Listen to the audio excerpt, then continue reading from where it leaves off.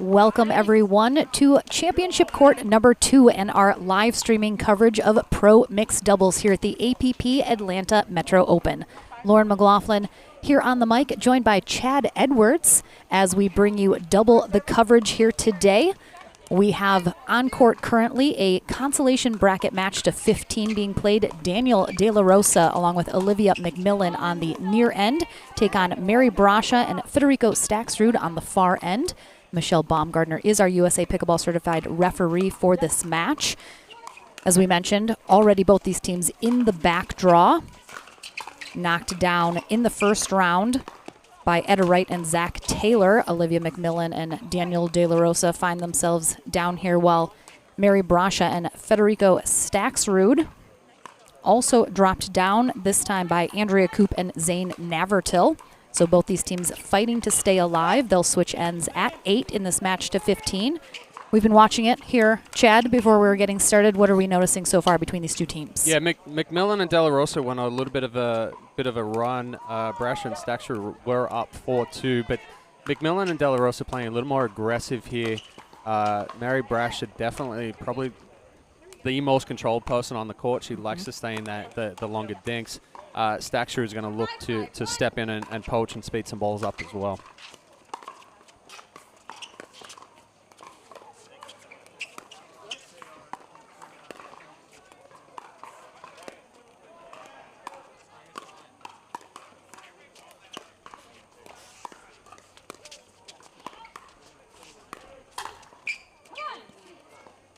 Just missing that long.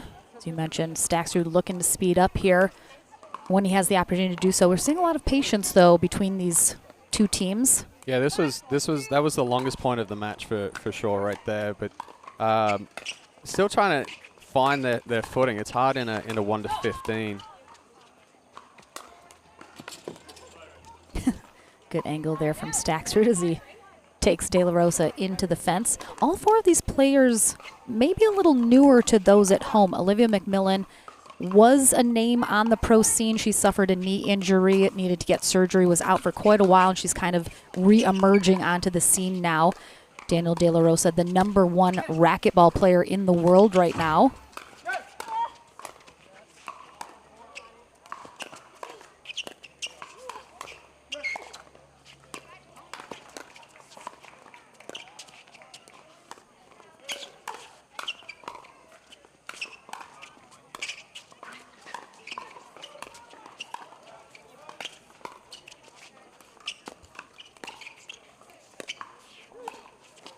Oh my God, how did she get out of the way of that? That was Matrix move by Brasha right there. She broke her neck. She almost snapped the neck in the process of it. Oh, what a rally. The transition from offense to defense by both teams right there. I think we saw 7 or 8 resets on, combined, but they're staying in this point. They're staying cool, confident.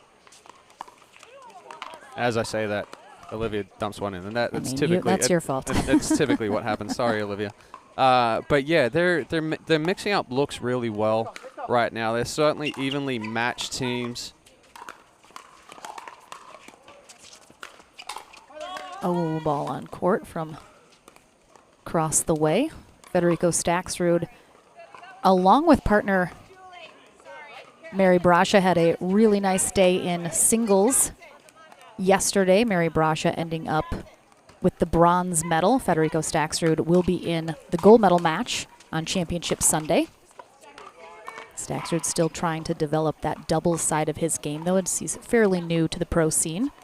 Yeah, it started coming along well, but certainly more of a single specialist right now, and that's typically what we see from the tennis players when they first come over to pickleball.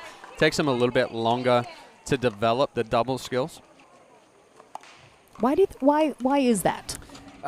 It's different footwork, different swing motion. So in singles, it's basically ground stroke, come forward, and you've got a little bit of that cat and mouse. But with doubles, you're spending so much time up at the kitchen line, and it's the kitchen that takes away. So with tennis, you typically you'll hit a stick volley if you are a doubles player. So you're taking that step forward. Well, with pickleball, you can't do that now. So you got to get used to the same volley motion, but without using the body as much or using the body differently. So you take Federico, who I think right now is 25. 26. 26. So probably got 20 years worth of tennis ingrained into it. So it's just, it takes time to get used to that different movement and shorter swing. Yep, Staksrud, 26 years old, originally from Argentina. Now lives in Florida. We have our end change now. McMillan and De La Rosa now on the far end to conclude this match to 15. Oh. Little bit of miscommunication there, Mary. A little upset at herself for stepping in while Staksrud was going for the ball as well.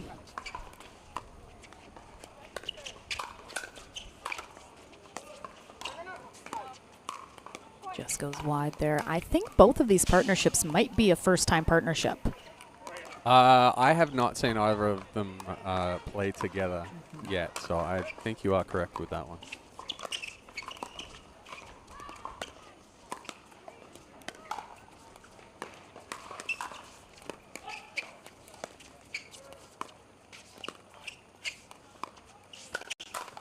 Ooh. Oh, yeah.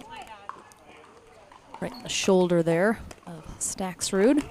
Yeah, De La Rosa was sitting looking for that at times when you float a ball down the line there. Brusher looking to go through the middle. De La Rosa was already sitting on that forehand. Good roll by McMillan. Kind of a half, Ernie. Just stepping across the corner, splitting the kitchen. Dropping the head of the paddle under nicely and brushing up on the ball to keep it in the back.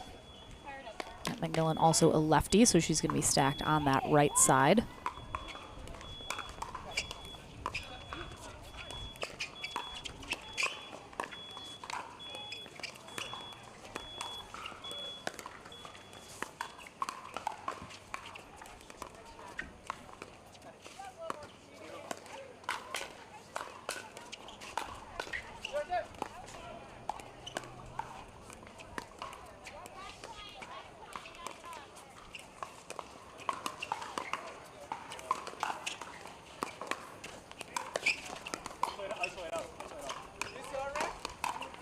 Ooh, gotta keep playing on that one.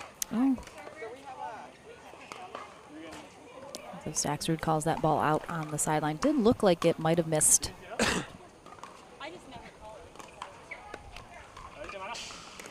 Yes, I forgot my cough button there. I know, right? It's right into the mic there, It Chad. snuck up on me, and I turned my head, but forgot that the microphone follows me.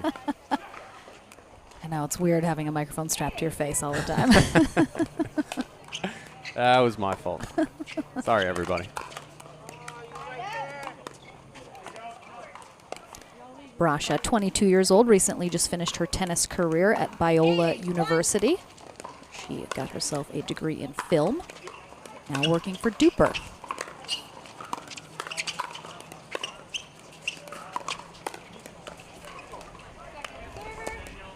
It's got a little jammed, standing up straight-legged from Brasha.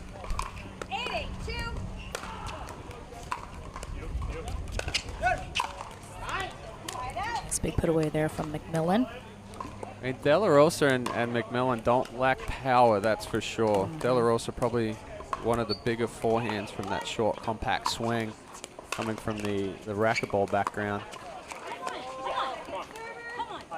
De La Rosa, 29 years old, out of Gilbert, Arizona. His partner, Olivia McMillan, 31, out of Jacksonville Beach, Florida.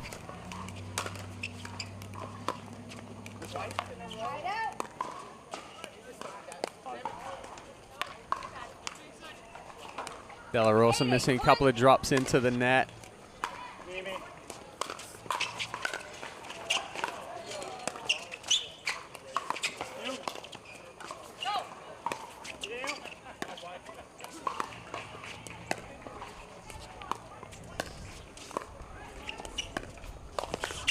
Oh, I thought Brasha had that one. Yeah, really good move by De La Rosa there. Recognizing Brasha is going to go down the line. Jumps the kitchen for the Ernie. Getting it into her body. Good attempt at a reset, but not quite able to get it over. Staksrud maybe doing a little too much there. Yeah, it's tough for him to come over that far and then try to get back and cover. Very close match here. Both teams just dead even at 8s. But McMillan coming in with the shake and bake. De La Rosa's drive, couple of inches over the net. Gets that ball to pop up, and McMillan there to put it away. All right, quick timeout after Staksrud missed in the previous rally wide and then follows it up with another error there, putting McMillan and De La Rosa up by 2 in this match to 15. Again, both these teams just looking to stay alive here in the pro mixed doubles bracket. A lot of big name teams playing here today. A little mix up on some partnerships though. We have the tried and true combination of Andrea Koop and Zane Navratil, Lauren Stratman, Julian Arnold. Then we have some new partnerships. We have Lee Whitwell with Andre Daescu. We have Vivian David with Brendan Long, Kyle Yates, Lacey Schneeman, Deckel Bar, Paris Todd. So some intriguing partnerships. It'll be interesting to see how these play out. Of course, some of the favorites at the top we mentioned, Koop and Navratil, but of course Georgia Johnson, Dylan Frazier are going to be up there along with Simone Georgiem and J.W. Johnson, who I have to assume are the #1 seeds coming in here today in pro mixed doubles. We'll see how it all shakes out. We're going through our bronze medal matches here today. Championship Sunday is coming up in 2 days. All the gold medal matches in our pro divisions will be played then. We're back into the action. McMillan still with the serve. That's better play from Staksrud and Brasher. I don't think Staksrud needs to press as much as he has been. Kind of let the point develop a little bit more before he tries to step in.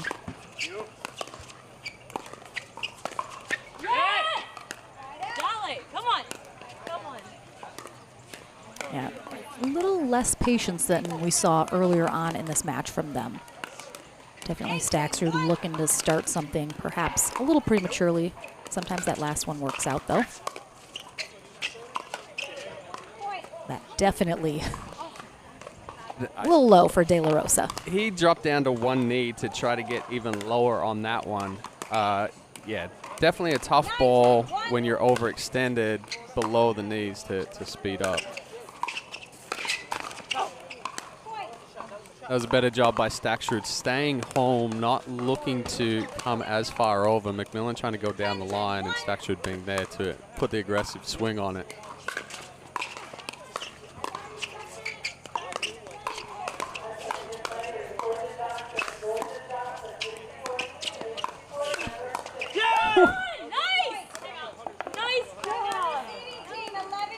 Brasha just taking a back seat there, except for the final one. Hey, she's super. Every time I've seen Mary play, she's super supportive. Oh, absolutely. She's always got a smile on her face. Even when she gets frustrated, she kind of like picks herself up.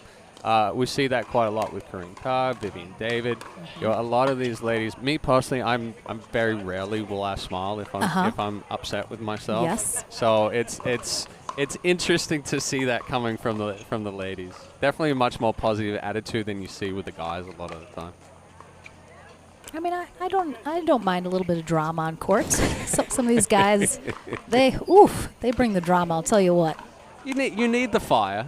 You need the fire. Now, if you have two partners, some of these guys out here being babies, though. Jeez, I won't name names, but people at home probably could think of whom I might be speaking about. If you end up with two partners that are extremely fiery, then it's a little hairy, right? So you need that. You need that balance. You do need that balance.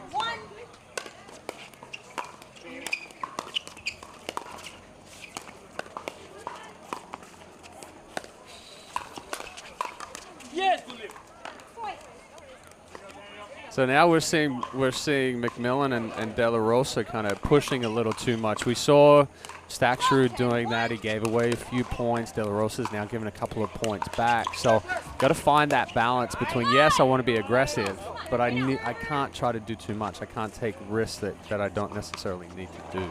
We've seen the mixed game, too, over the last year, you know, kind of evolve to have the guys be much more aggressive, get much more involved, and sometimes it doesn't work out for them because they try to do too much.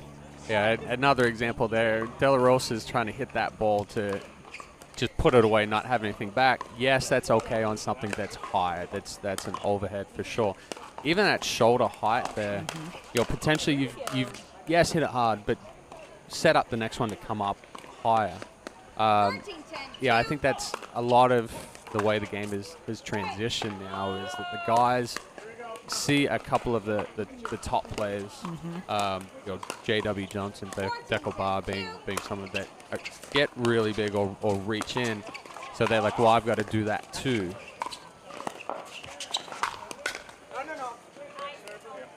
So that was a better ball from De La Rosa, similar to the one he missed into the net, but he created angle rather than power. But yeah, back to it.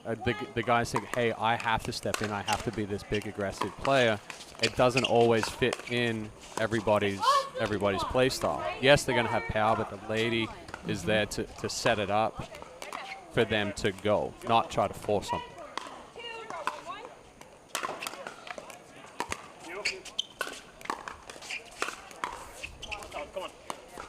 I think that's so specific to pickleball in general, is play to what works for you. Yes. There's no one size fits all in pickleball. So if the female is, maybe more dominant, has been playing longer, feels more comfortable, let her take over a little bit more. Just figure out what works for you and your partnership. But 7-point run from Grusha and Staksrud to finish that one off. Yeah, it looks like they might have been in a tough spot, but they get the job done.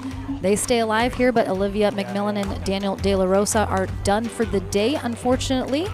And it looks like we might have a Lee Whitwell sighting coming up here next. So don't go anywhere. Our CC2 court coverage here at the APP Atlanta Metro Open comes back right after this.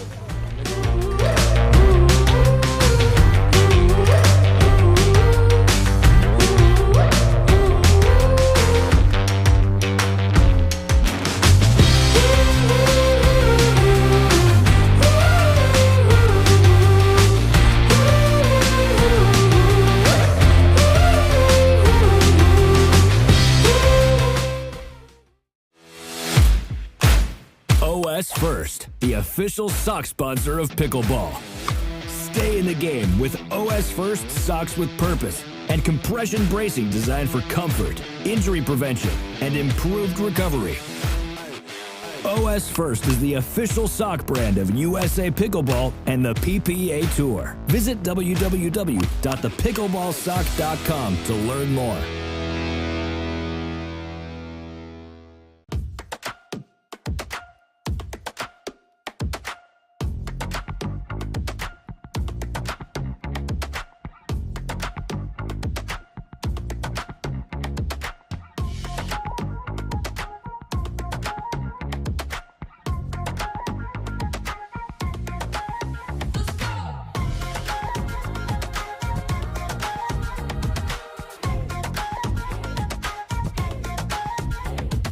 Consumer Cellular has the best customer service. They care about the customer. The best price with the best quality. The prices, the coverage. The coverage is great. It was the same, if not better. Consumer Cellular provides the exact same premium coverage as the nation's leading carriers for half the cost. Switch to Consumer Cellular and get talk, text, and data starting at just $20 a month. It's like 4 scoops of ice cream for the price of 1. Switch today and get a 100% risk-free guarantee. Call or go online.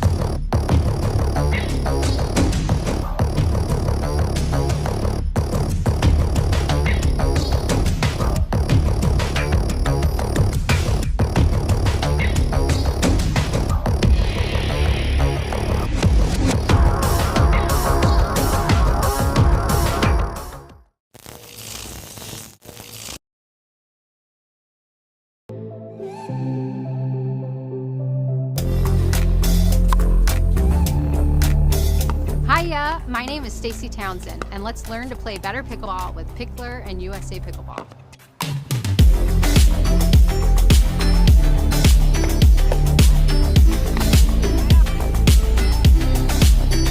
Learn to play better pickleball for free with Pickler and USA Pickleball.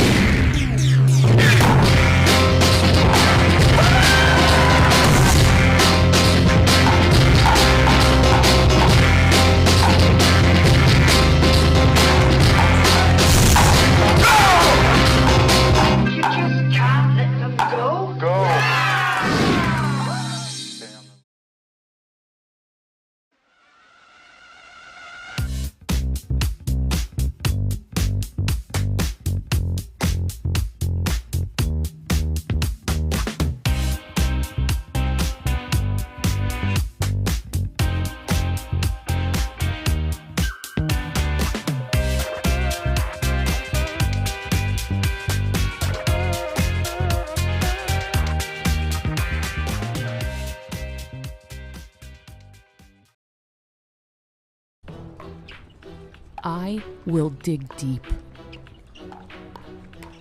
I will crush this game. Athletes know nutrition drives performance. I will not slow down. Superior Lab supplements help you power up and recover faster. I will never surrender. Superior Labs is a proud sponsor of USA Pickleball.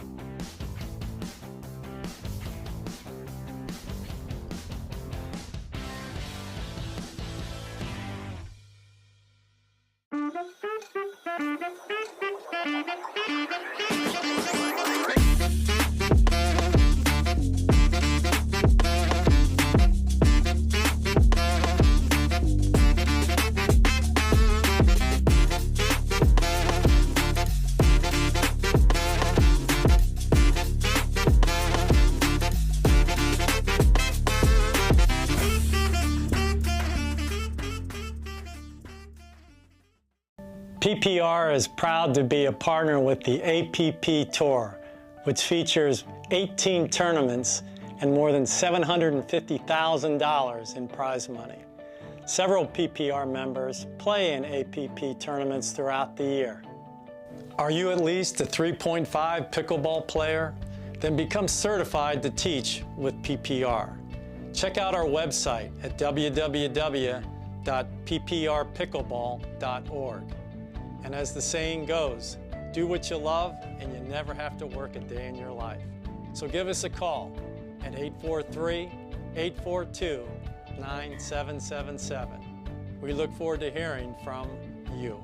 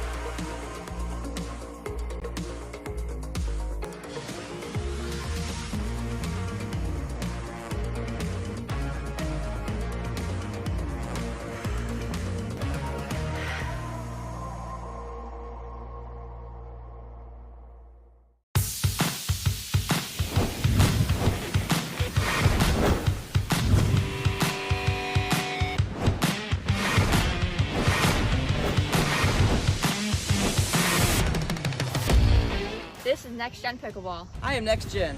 I am Next Gen. I am Next Gen.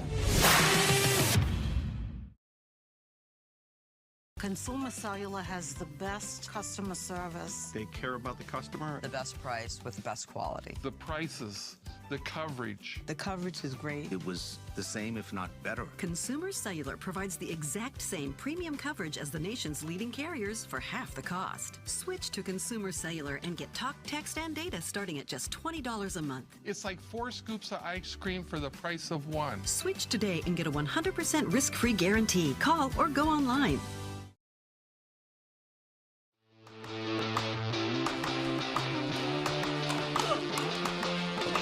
Welcome back, everyone, to the APP Atlanta Metro Open.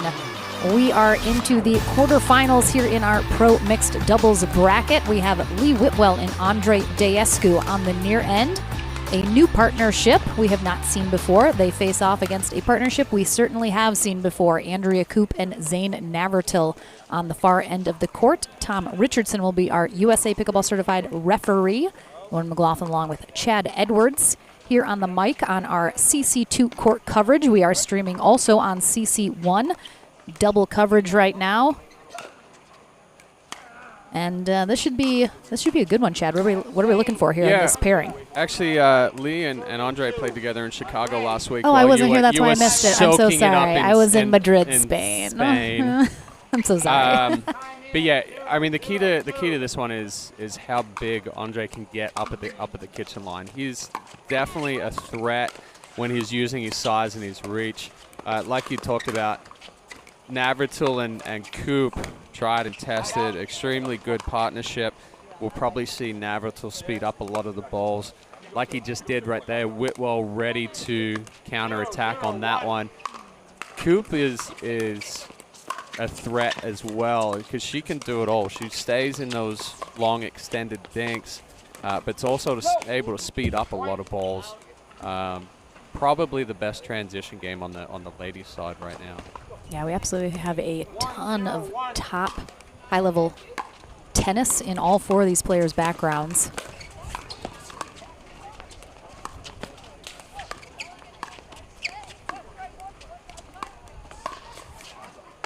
That's the step in that Daescu and Whitwell will be looking for. Lee has that controlled side, the ability to stay in those cross-court dinks, and that's what she's going to have to do and allow Daescu to step in, speed those balls up into the body, and not pull the trigger too soon. Yep, patience, patience. Oh, sorry.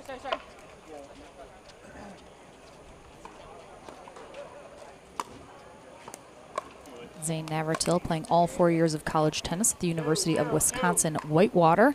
Andrea Koop, a national champion during her tennis time at UCLA. She's all right at tennis. Yeah. I heard she was okay. Yeah. Number 1 at a national championship program. Who hasn't, Chad? Who hasn't? Very good ball from Koop. Catching Daescu moving through the transition area, just going down to the feet, not trying to do too much with it.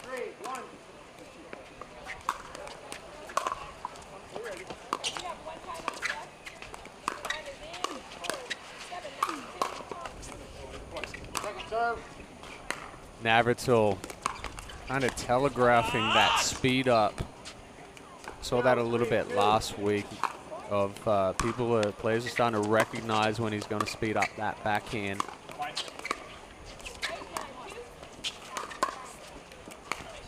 Just, it's like he hooked it the wrong way. Yeah, caught the wrong side of the ball.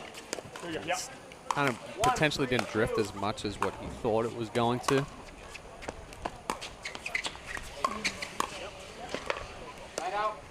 Good spot from Daescu. So tough in that transition area. Koop and Navratil had a good ball into the kitchen, coming forward through it, but just sitting up enough for Daescu to get underneath the ball, hit that top spin forehand down to the feet of Koop.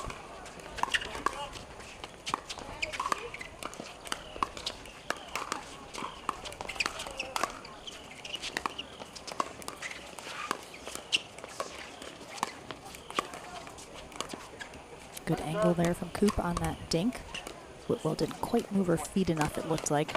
Yeah, that's one thing Coop does really well. She'll take balls out of the air, use a strong wrist, and create that sharp spin, sharp angle. Smell a little smoke in the air. Right? I do too. Interesting. Barbecue's firing up. I mean, we are in the South. I guess it's a Doc Holiday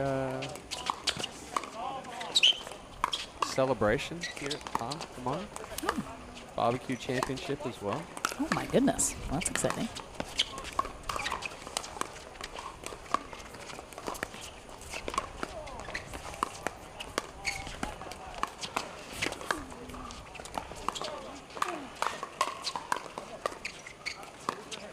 Good resets.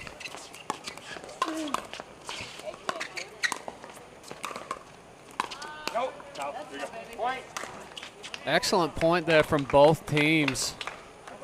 Coop kind of just overextending a little too much, sailing that ball deep, as you mentioned, in the middle.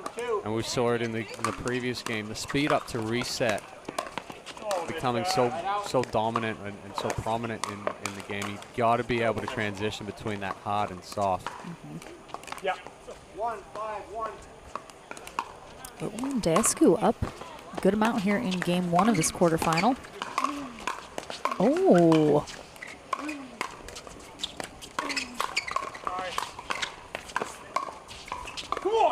Wow. You got the tweener from Zane with the comeback there.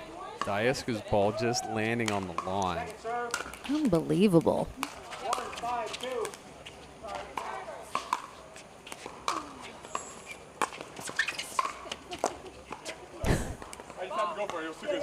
Dasku almost took Whitwell out a little bit.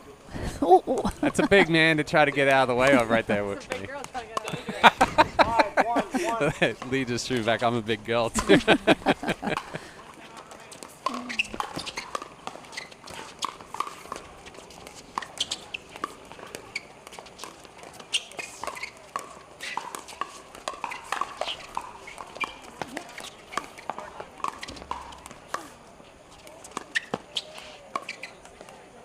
You know, just watching the pattern at this elite level, it's so, I think, critical to see the movement that these players have up at the net.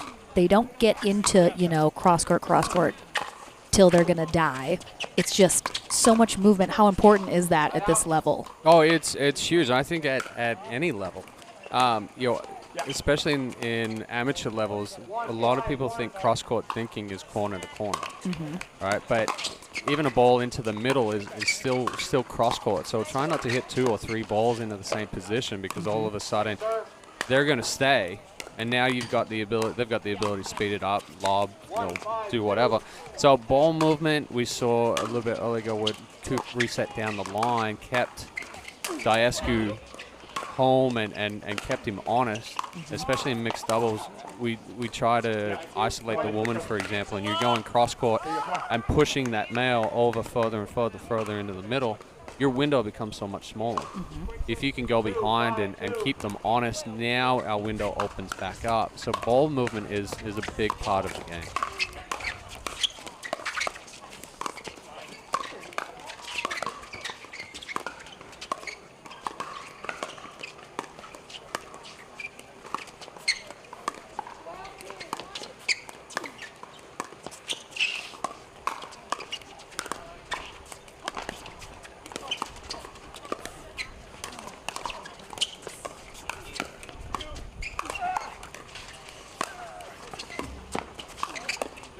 Oh, nice speed up there from Whitwell. Unexpected. Yeah, she had 2 really good speed ups in that point.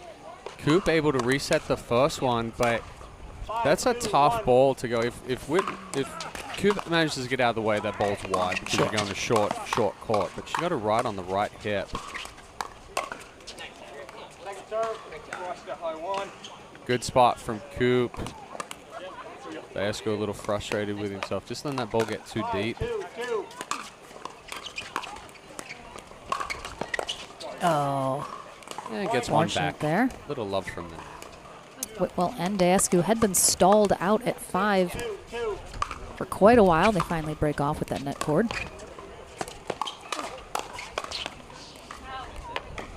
Nice job by Coop.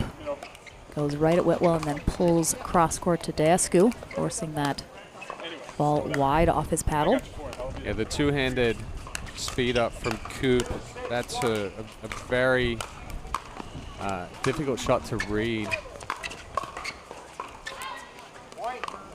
Just with that left hand, she can change direction either down the line like we saw to Whitwell, gets another ball up.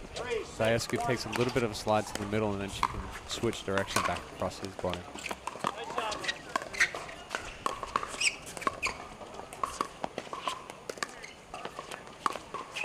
I mean, he just gave her so much to work with. Can't do that with Coop on the other side. Yeah, especially when Whitwell didn't hit a ball that's going to put any pressure on Coop. It kind of just sat in front of her. That's not the ball for Deescu to try to press on. Oh, keeps it in, returns the favor on the net cord. And we haven't mentioned it yet. Yesterday, very warm, not a lot of breeze, but there was kind of a front that came through last night, cooled it off, and you can notice from the flags and the windsocks in the background, significant amount of wind now here today, kind of cross court, definitely affecting some of the play on court for sure, something for the players to have to adjust to. Definitely a little cooler now, so the ball perhaps going to be traveling a little bit quicker than it was yesterday in the heat and humidity. That Dura Fast 40 can get a little soft in the heat, as everyone knows, but seems like speed of play a little bit faster here today, as it's still a little cool.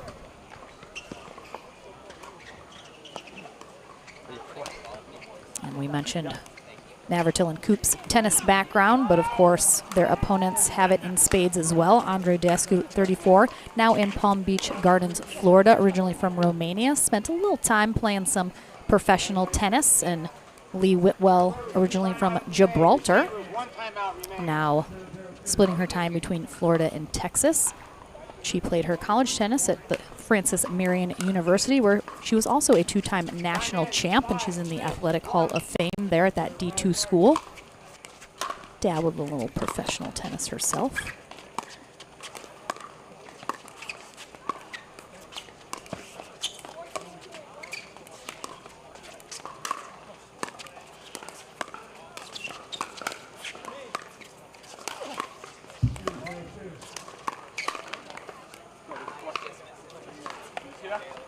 Whitwell giving the high five to Deescu as Navratil stops her in her tracks, saying, "Just missed that wide."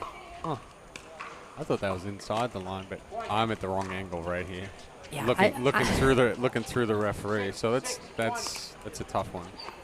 Watching some of these shots live, it's so hard to tell.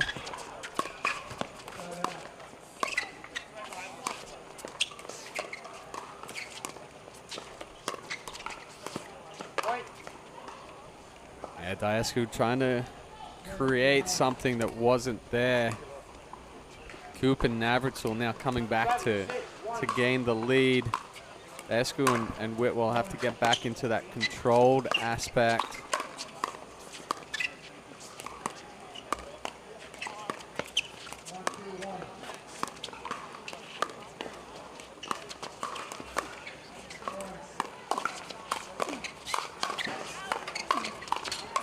Wow. Again, the movement. Hands by Deescu. Got jammed a little bit on one, reset it down the line to Coop. And then got the hands and the elbows back out in front of the body, and that's a big part. If that elbow goes back behind the body, you're going to get jammed every time. So the elbow comes back out, he keeps everything in front, and trust how fast his hands are.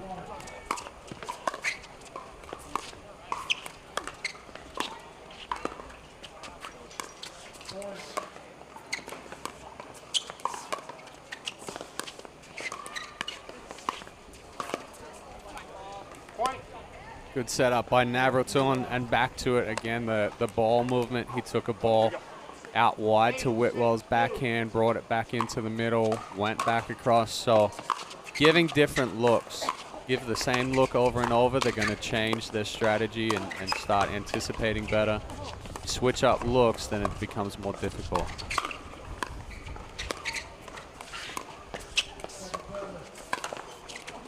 Oh, she was completely on her heels.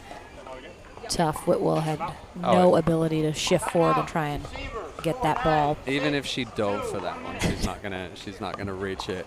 I think she'd easily say she's not getting up again if she does dive for it. So it tends to happen once you get over that 4-0 number. I used to dive on the court. If I would do I'll the still same. dive indoors, Chad. If it's Oh, like well, on a wooden that's floor. different. You're Exactly. That's sliding. like This just one, all over the place. This on not the, so much. On the outdoor court, I've still got scars on my forearms and my elbows from doing it. I haven't done it. I'm not planning on starting now. Diving on a court Diving on surface. sandpaper is what Yeah. it's like. Yep. No, thank you. No, thank you. Need to start playing sand pickleball. Then everyone can dive all over the place. We get Rob Cassidy is one that'll dive all over the court. I don't think I've ever seen him play a tournament where he's not bleeding from at some point. It's just it's a constant wound on his knees that just keeps reopening and reopening. Oh, we have a little maybe confusion on trying to figure out who's the correct server and in what position.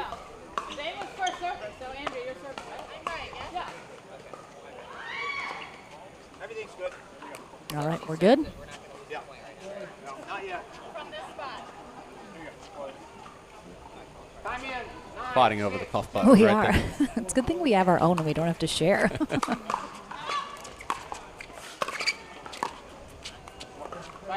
Good reach in and roll from Diascu. You can have guys that are tall but don't have as long of a reach. Diascu and Barr, two of those guys. I mean, Barr looks way taller than he actually is. He's only 6'3", but I think he's got an 8-foot wingspan. Diascu the same. A little bit taller, 6'4", 6'5", but the wingspan and the reach really put the pressure on. I'm okay with that speed up. It was just a little too rushed. Tried to accelerate through that one a little too much. Paddle flattened out. 9-6-1. All right, 9-6-1 here. Coop and Navratil 2 points away from taking game one here in this quarterfinal match.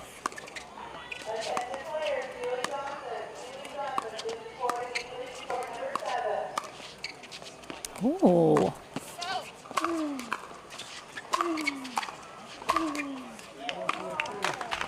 I like the lob from Whitwell. Mixing it up here. Yeah, good time for it. Diascu trying to go hard a couple of times straight through the court. Recognizes he's not going to be able to put it away. Creates the angle. And then misses that one into the net. Yep, Navratil with the free point off the serve. Puts them on game point. 10-6-2.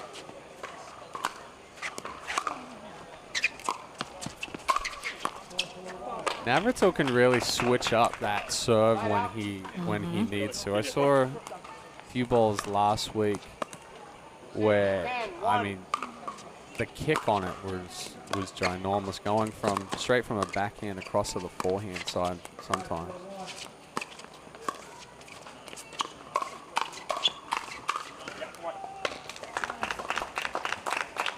So casual by Whitwell right there. Reading, just like I trust my hands.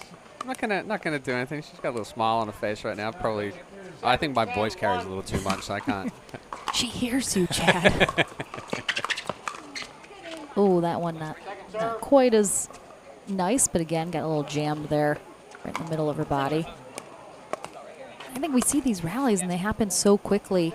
How important is it that players, even if they think they hit a winner, do not disengage until it's actually done, because the ball comes back so many more times than you might think it's going to. Oh, absolutely. And that's... Oh, there we go. Diascu just controlling the kitchen line right there. So a lot of the mistakes that amateurs make is they'll speed a ball up and expect that the point to be won. Mm-hmm. If you treat the speed up as a setup where you're looking to go at that next ball each time, the defense is on another level in pro pickleball now. And we're seeing it transition to amateur pickleball as well. But the defensive part, it used to always be like, hey, third shot drop, drive, transition. Now it's focusing more on the defense to stay in the point longer, make them hit one more ball. So you can't automatically assume that you're going to win a point nowadays. Never. Nothing's a gimme, it seems like.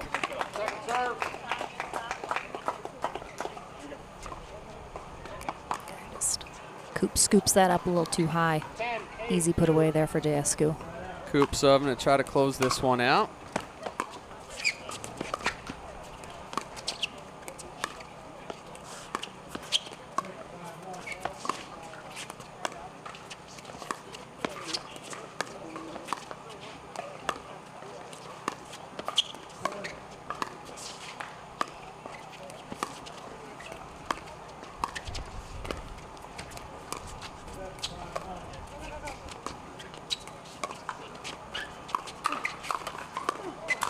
Oh, nice recovery from Whitwell off the net.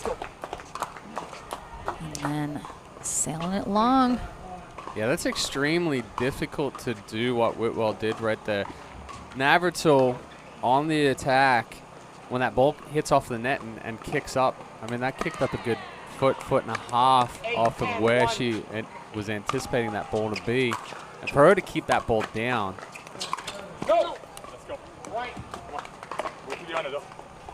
Whitwell and Diascu getting another one back. We're going to tie it up here, still on first server. Oh.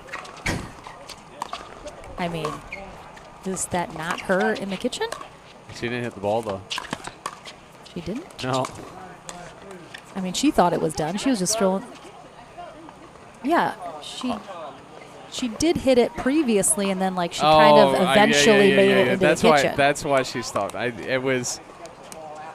I was like, what's going on?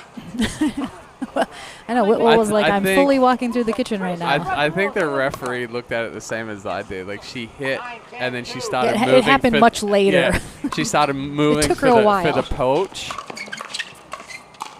But I guess, yes, her momentum never stopped from the initial hit to then go for the poach. That's a tough goal. Yeah, it's a bit of a gray zone, perhaps. Yeah. But Whitwell certainly called herself on the kitchen. Was like, "Why are you guys still playing?"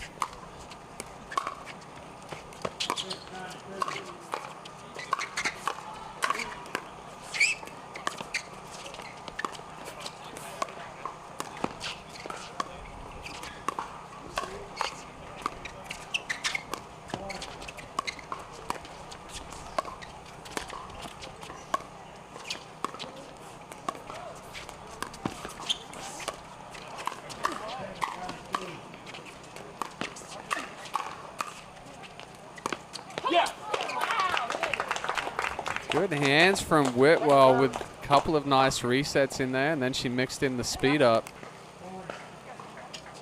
I think fourth game point here. Coop and Navratil, possibly fifth. 10-9-2. Oh yeah, that was a nice serve there from Coop. Mixed it up a little. So put a little side spin. So finally, they close it out here. Coop and Navratil taking game 1, 11-9. I expect probably a close game 2 as well. We're back into the action here in the quarterfinals of our Pro Mixed Doubles bracket right after this.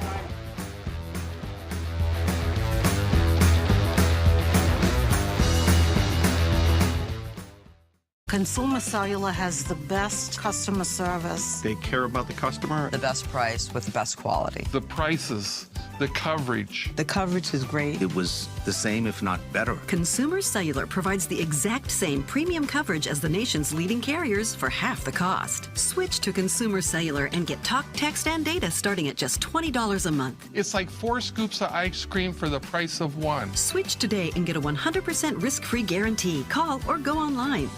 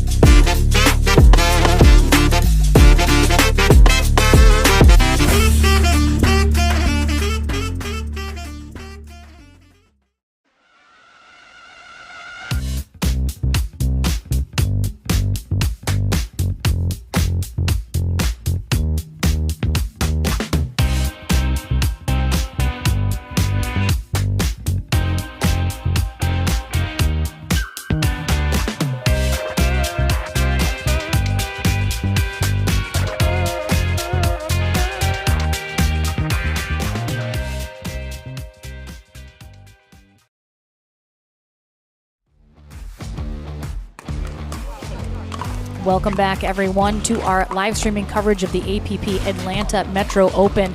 We did have rain in the forecast throughout the weekend, and we unfortunately are starting to get some spitting here on court, so we are going to go into a hopefully brief rain delay. We'll try and keep you guys posted. I'm not sure if CC1 will stay up and running, but we are going to take a quick break.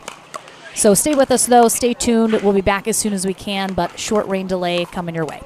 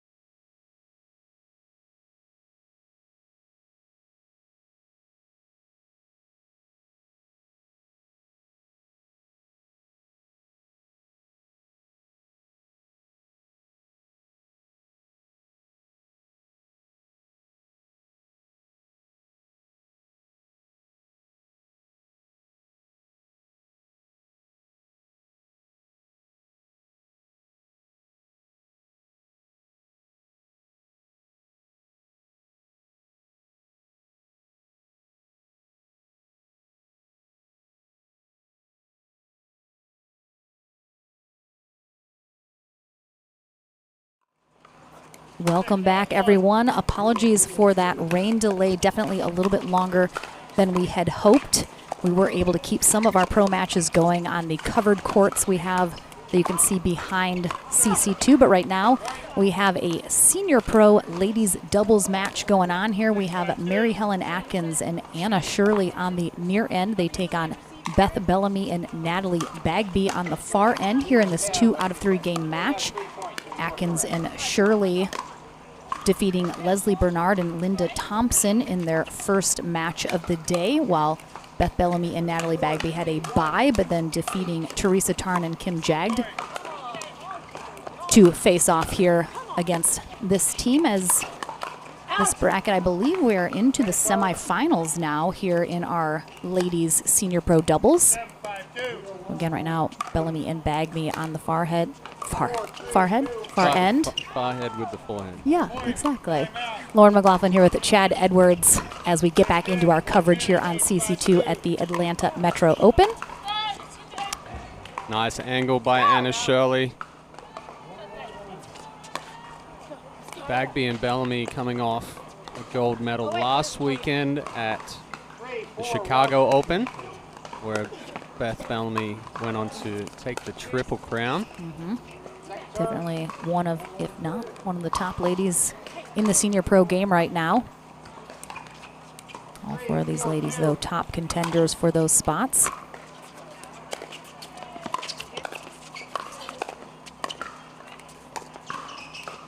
I got it. Back. Oh, let's go. Good communication there between Atkins and Shirley. Mary. Eddie and Webby, what? I mean, Eddie is running this production. Plug. I know, right? Like, Shameless what a plug. quote accident that was to put that up.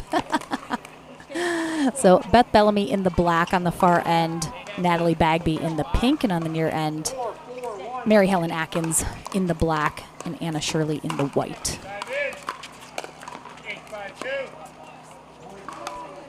Mary Helen Atkins, probably the most experienced pickleball player on the court. Well, not probably, but is. Been around pickleball for a number of years. The other 3, Bellamy, Bagby, and Shirley, newer converts coming over from tennis to pickleball. Stake there from Bellamy. Good ball movement there by Atkins and Shirley. Getting back behind Bagby. I mean, Bagby and Bellamy are definitely going to put the pressure on if you keep those balls in the middle. So good work by Shirley and Atkins moving the ball around. Now coming back to take the lead, 5-4.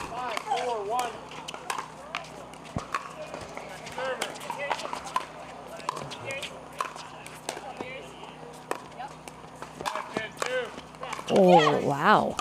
Good angle there from Bagby here on this. The get by Shirley. Bellamy not quite sliding over enough with Shirley running for that ball, and the ball ended up getting behind her, not able to bring it back. Nice dig. Nice shot. All about those angles. Yeah, smart play by Bellamy there. Hitting a ball firm through the middle, Shirley having to come across and cover, and then opened up that angle.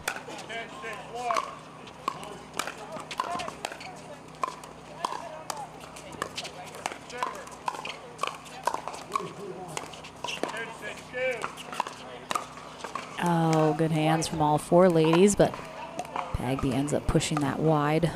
Natalie Bagby, of course, a lefty, so it puts Bellamy and Bagby both with their forehands in the middle. What are your thoughts on that when you have a lefty? Is it definitely an advantage to have the 2 forehands in the middle, or does the occasional confusion that you see kind of negate that? Yeah, I definitely think it's an advantage having the 2 forehands in the middle, as long as there's communication. Exactly. You know, you can get that uncertainness with that ball going through the middle, but typically if you look at it from an X perspective, so if it's coming from the right side of the court going through the middle, that's going to be Bagby's. Going through from the left through the middle will be Bellamy's.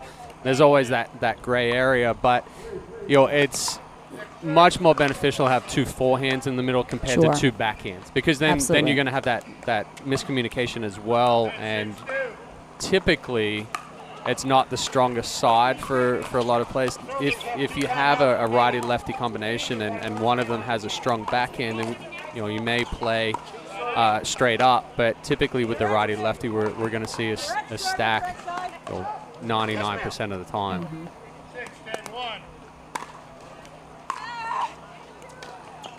All right, in from this timeout. Atkins still with the serve, hoping to extend their lead.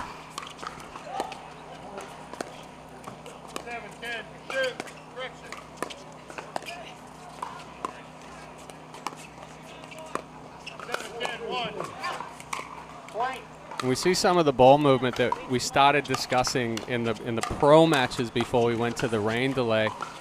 Atkins going out wide, then drawing Bagby into the middle, and then pushing back out wide again, continually opening the angle and the middle.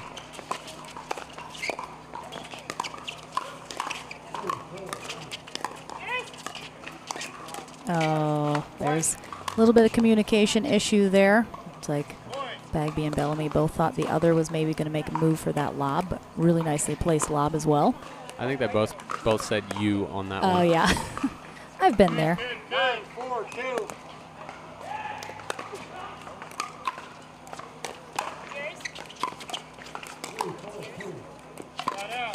Oh!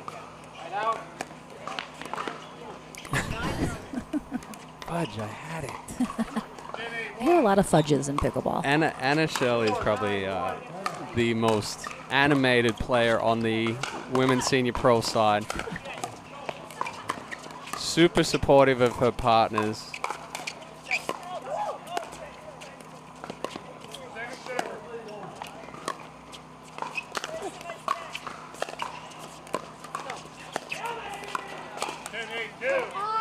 But she'll certainly get down on herself when she misses a ball. She doesn't like me. I don't know anybody that likes making mistakes. Yeah. But she hits a winner and she's got the full fist pumps and come on and always picking up the partner. And then with her, it's like, oh, you, no, terrible, no.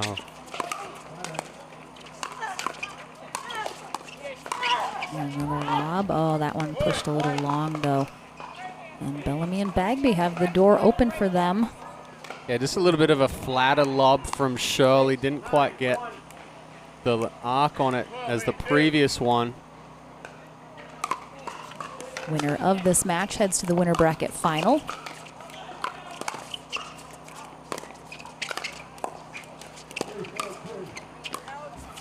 But good digs there. Wow. Point. I'm sorry, second serve.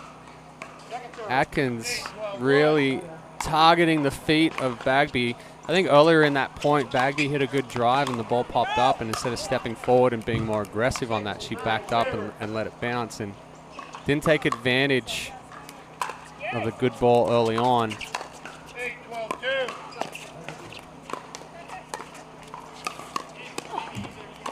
Good pull there from Bagby down that sideline. Shirley with the little inside out. We saw Atkins not slide with that ball. That's a ball where if she slides to the line, Shirley's going to come over and take the middle, and you've got those high percentage areas covered of down the line and through the middle of the court.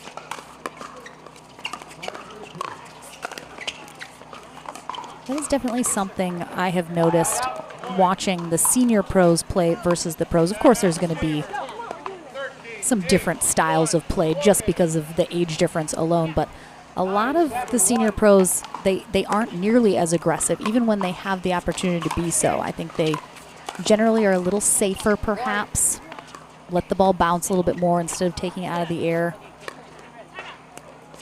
Yeah, we saw Atkins with a good move there, as you were talking about not being aggressive. I know, she was very aggressive. She proved me wrong right there, except but Marianne. Yes, you're quite right with that one, and we've seen Bagby do it a few times. She's been pushed back, and it's kind of putting her in a little bit of a difficult situation. where you start coming forward and then you're backing up. The weight balance is going back. It opens up the feet a little bit more. But yeah, it's a more controlled game in the sense of not as many risks. Timeout here from Bellamy and Bagby as they are facing down a game point coming out of this timeout. Atkins and Shirley looking to close out this first game and put them one step closer to the winner bracket final. Tom Richardson, our USA Pickleball Certified referee, gets us back into the action. They'll have 2 opportunities to close this out if they need them both.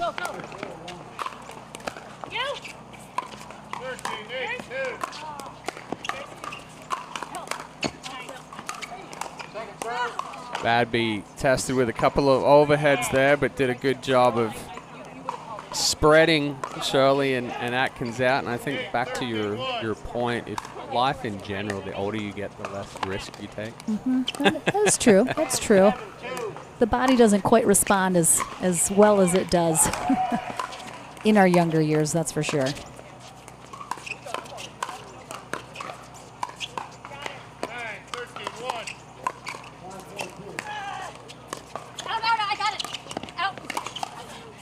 Was it out? I heard an out call and they're still playing. Oh, I mean. I saw it out. Anna Shirley called it out, but decided to keep playing. So weird. All right, well, game 1 going to Mary Helen Atkins and Anna Shirley. We'll take a very short break. Back into the action here in this semifinal Senior Pro Women's Doubles match at the APP Atlanta Metro Open right after this.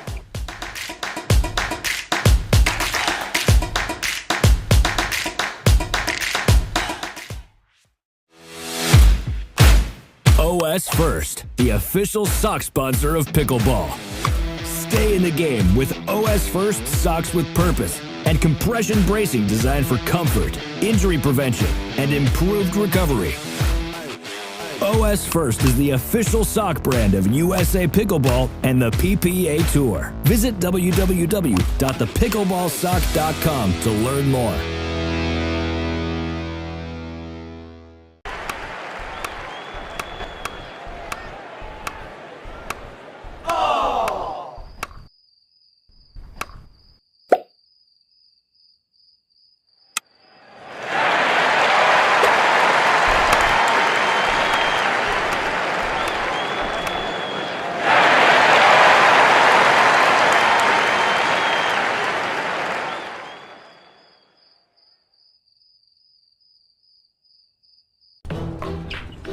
I will dig deep. I will crush this game. Athletes know nutrition drives performance. I will not slow down. Superior Lab supplements help you power up and recover faster. I will never surrender. Superior Labs is a proud sponsor of USA Pickleball.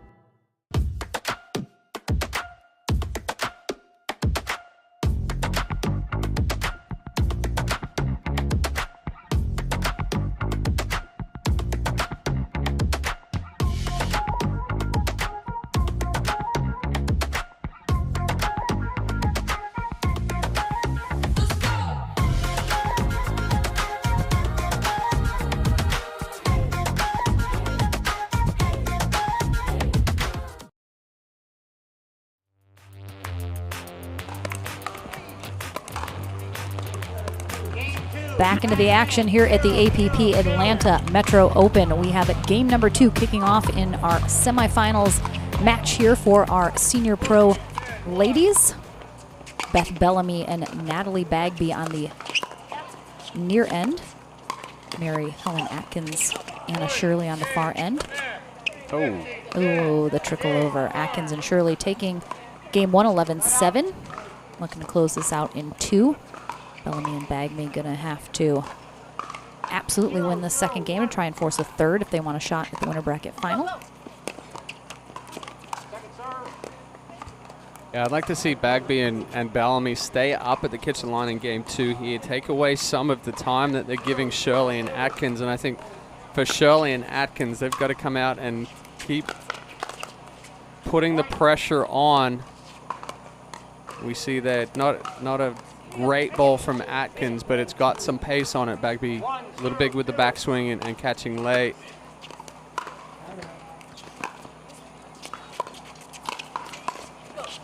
And you can see Bagby letting herself get pushed all the way back to the baseline there.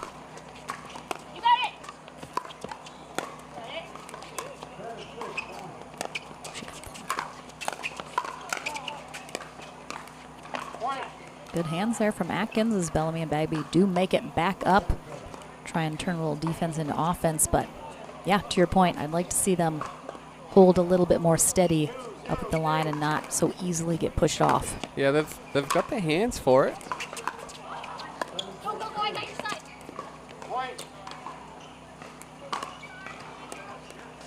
I mean, in reality, what it's coming down to right now, Shirley and Atkins playing cleaner pickleball than Bellamy and Bagby.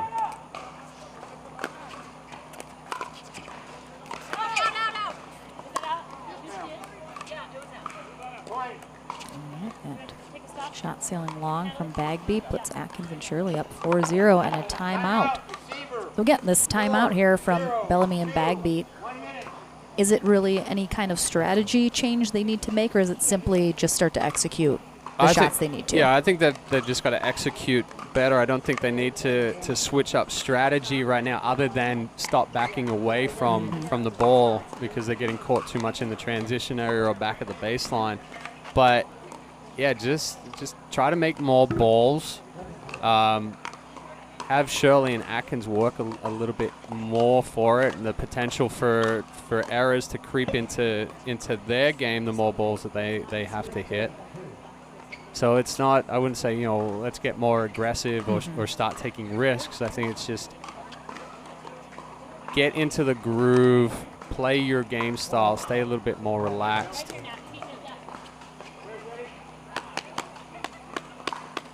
And of course, Bellamy and Bagby, they know they have to win this second game. It's a must-win situation for them, so does perhaps add a little bit of pressure in the back of your mind.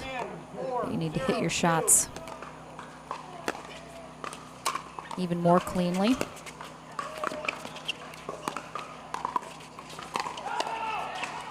Oh, that looked like it may be wide. Very hard to tell whether that ball that Bagby hit was going to go out, but it was a better job by Bagby moving the ball around, forcing Shirley to hit on the run. Just a little unfortunate.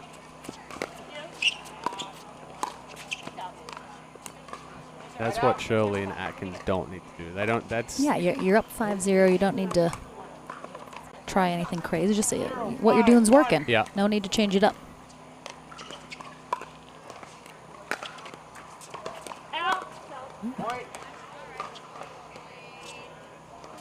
Ball seemed to float a little bit. Yeah. Not as much wind now as what we had. Yeah, it died down the rain significantly. delay. I mean, you can see the flag to the left of the screen. It's barely blowing at all now. It was straight out to the left earlier. It's too good by Shirley. Stepping around the backhand. And again, using that speed up as a setup shot, not anticipating that ball that she sped up was going to be a winner. So setting it up, anticipating the next ball that's popped up by Bagby, and then there to put it away. 1-5-2.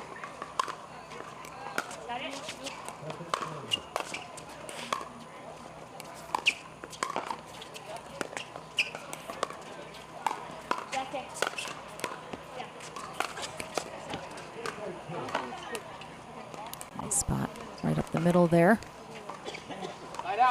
Again, you mentioned earlier, Atkins and Shirley doing a great job kind of opening up the court, giving themselves more room to work with and kind of thread those shots through.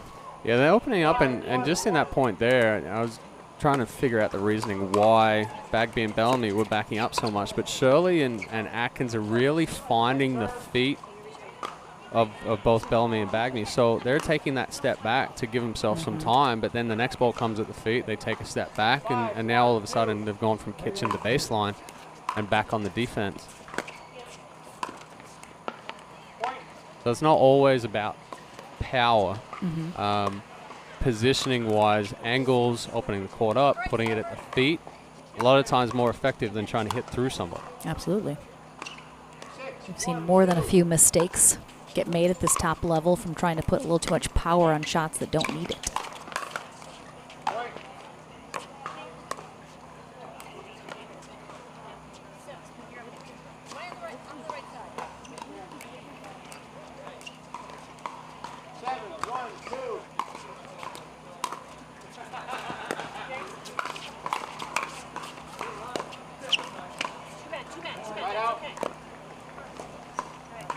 And Shirley up pretty big here. Shirley saying, hey, it's okay, it's okay, it's okay. We're good. If she had been the one that missed that. Oh my gosh, how did you miss that ball? Jekyll and Hyde.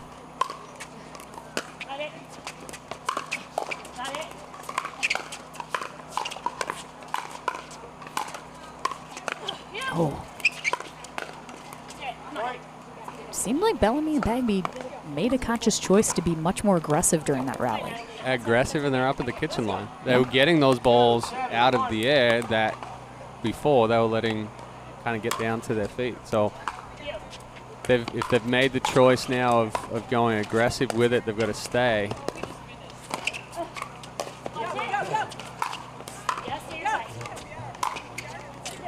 Beautiful angle once again from Shirley. Bellamy just running out of room there. Even if she had a run for it, she would have ended up in the fence. Again, we don't see too many senior pros into the fences. Some of the guys, yes, absolutely. Looking at you, Rick Witskin. Witskin, Crandall, Therese, Mills It's all of them. It's all of them. Mills Miller still diving on the court. We're talking about diving on the court earlier. Dane Gingrich. It's really all of them, isn't it? Yeah. Boys will be boys. What fence?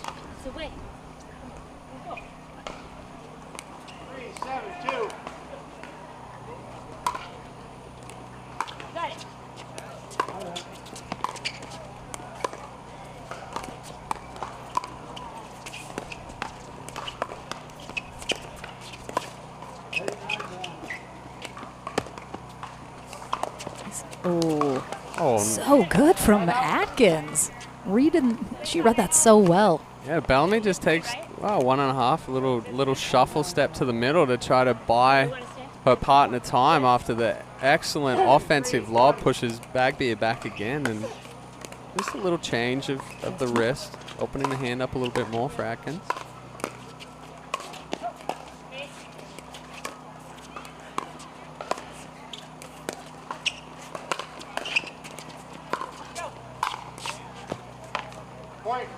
Yeah, right now I wouldn't even know what to tell Bagby and Bellamy, because Shirley and Atkins are, now Atkins had thrown up 2 offensive lobs. Bagby's gone back and got them both, and she did an excellent job getting them, but Shirley and Atkins are just firing on all cylinders right now. Every ball they hit, I was about to say, every ball they hit they make. Gotta stop giving. You knew it the second you thought it. It was just gonna manifest.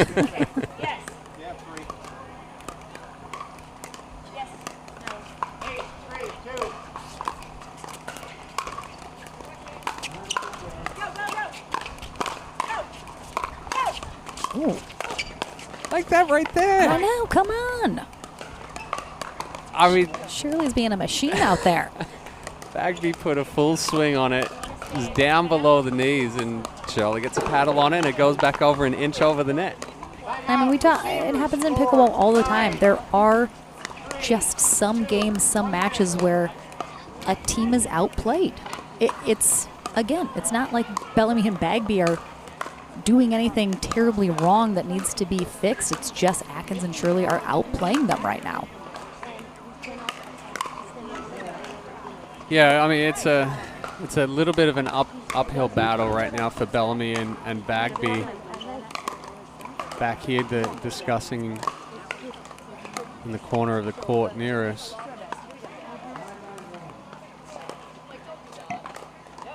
Trying to stay as positive as they can, and again, this is a come-around draw, so even if they drop down here, they have the chance to come back and play for goal.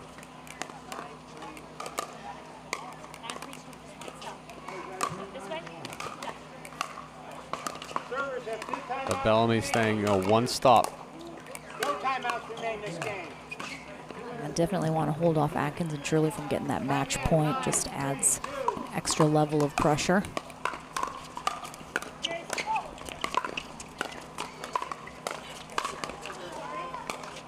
There we go. They get it.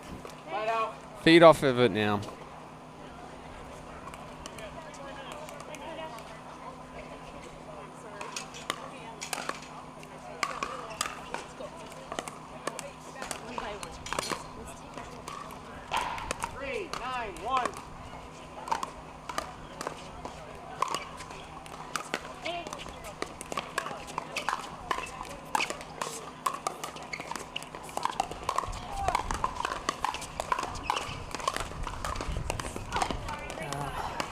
Court in the middle of a really nice exchange there between both teams.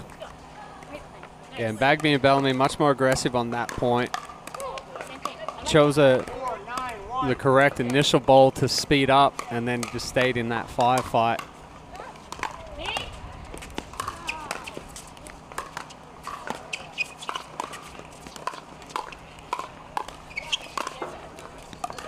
Missed it, I thought.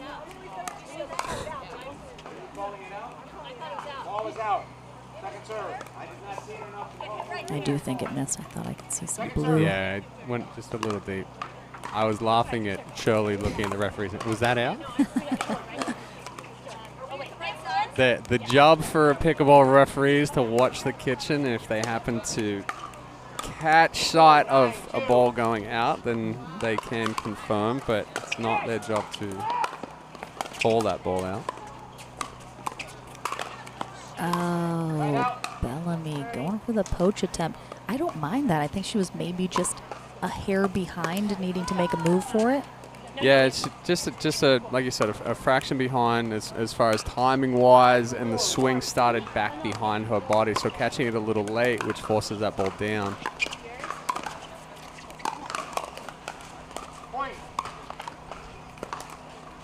We got match point now for Atkins and Shirley.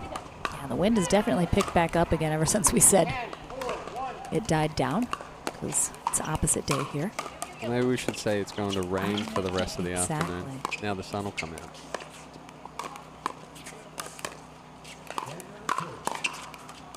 Oh, she almost got that one back as well with a net roller.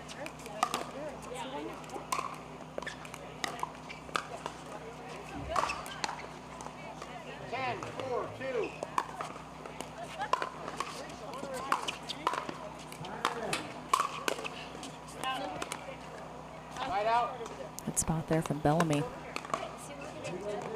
Holds off 2 match points. A little bit of work to do here to get back into this second game. 4-10-1.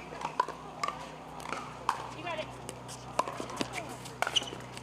Yeah, you got it. You? Got it. Out. Go, Natalie. It's away. Nice movement by Bagby. This time a little more aggressive, taking that poach, 5-10-1. not allowing herself to get pressured.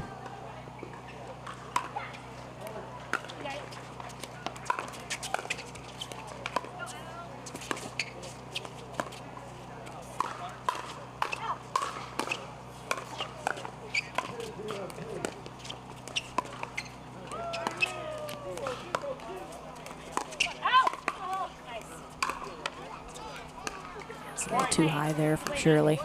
She knows it. Yeah, it looked like she thought about speeding it up there for a second, like the earlier ball that she did, taking a step back and ripping that forehand. When you get, anytime you've got indecision, you kind of get a little stiff, a little jammed up. That ball floated up on her.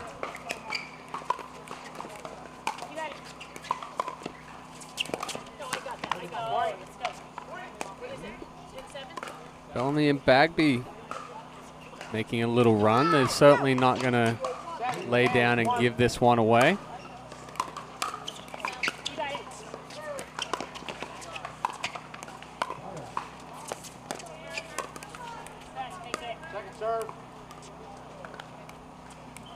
Little overextended for Bellamy. One more step.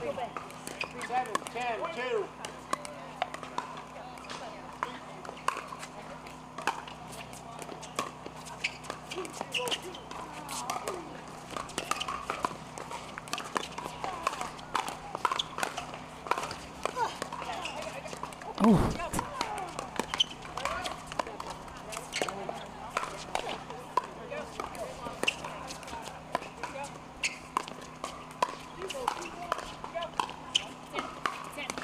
Gosh, she's been so good with those lobs. Oh my gosh.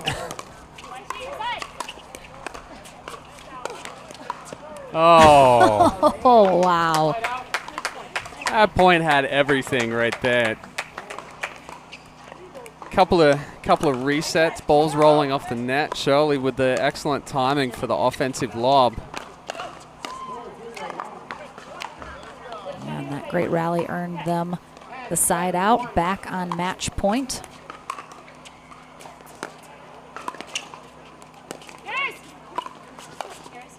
Great get there, Bagby.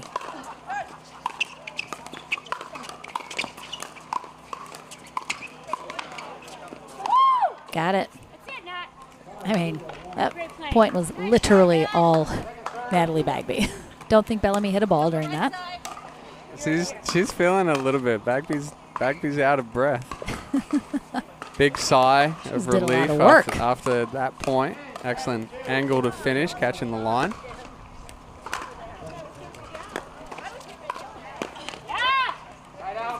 Four match points held off. And Bagby and Bellamy with another opportunity to close the gap even more so.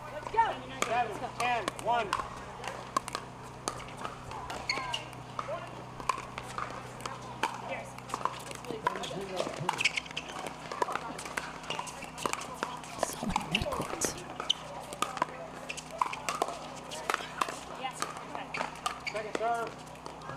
Good setup there from Shirley.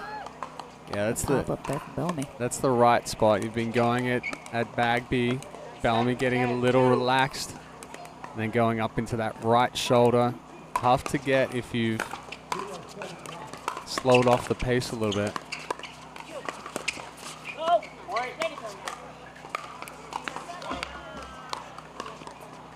Good drop by Bagby. Atkins looking to take that ball out of the air and just angle out wide to Bellamy, catching it a little late.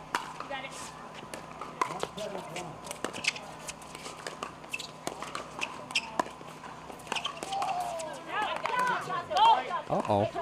Atkins and Shirley, we talked about just how cleanly and crisply they were playing earlier, and certainly have had the pendulum swing to the other side now, making just errors left and right here, and letting Bellamy and Bagby get right back in this. Yeah, once the errors start creeping in, it's a good timeout from Shirley and Atkins trying to regain themselves. But once those errors start creeping in, they have a tendency to snowball. Make one mistake, try to make up for the previous one and make another. And ultimately, you just got to think about, hey, you know, I missed that ball. I'm going to readjust, come back.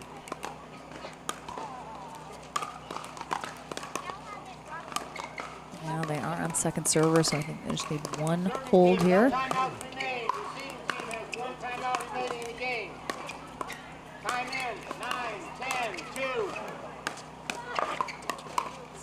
Critical rally here. Oh, my.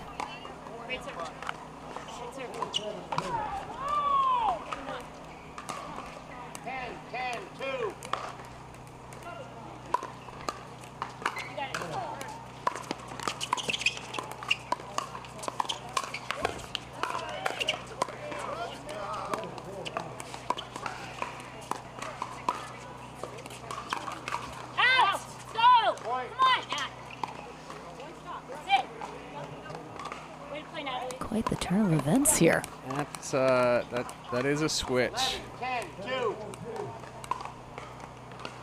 Bellamy and Bagby game point to force a third, being down 10-5.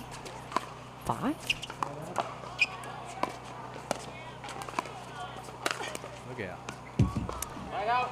Not going to get that one back. Atkins doing a good job going back behind Bagby.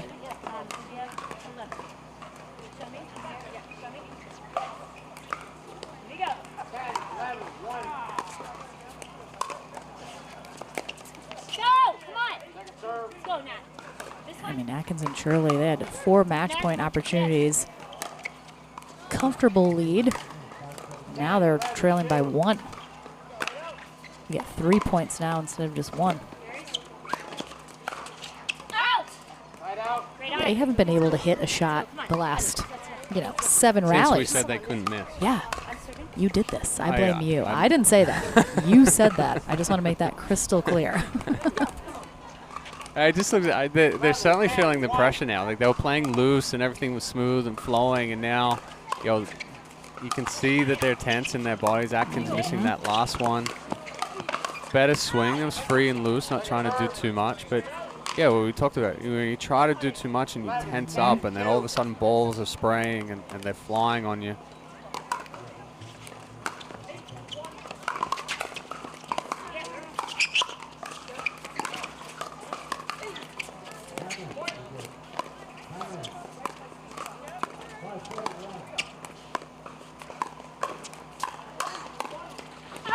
Wow, nice hands by Bellamy. Bagby, I think, was just saying, thank you, Jesus. All right, game 3 coming our way here in our women's senior pro doubles semifinal matchup. We'll see how this concludes. Could go either way. Back into the action right after this.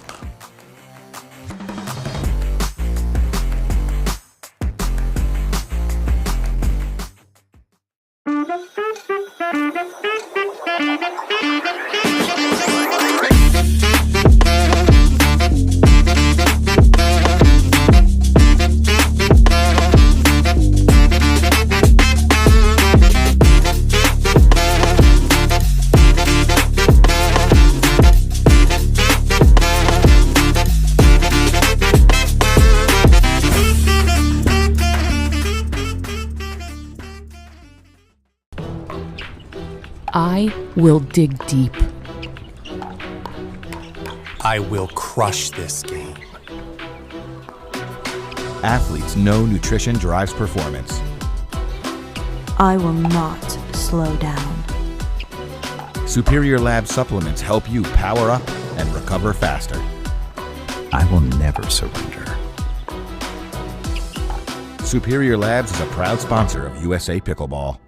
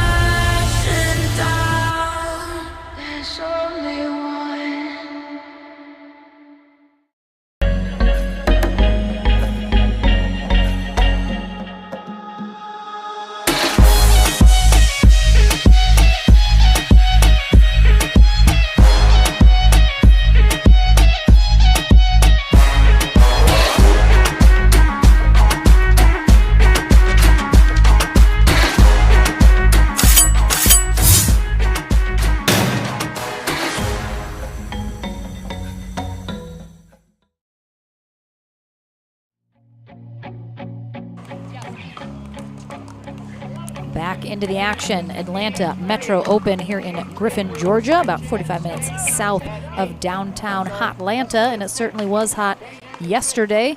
Had a front move through, a little bit cooler today now, but we are trying to avoid any rain that might pop up later today. These senior pro ladies into game 3 here in this semifinal match. Beth Bellamy in the black, Natalie Bagby in the pink on the far end to start this third game. They take on Mary Helen Atkins in the black, Anna Shirley in the white on the near end. They will switch ends at 6 in this third game. And then one of these teams heads to the winner bracket final. One will drop down into the consolation bracket and battle their way back, hopefully. Bagby just getting caught up a little bit. Didn't quite move those feet enough and then getting jammed.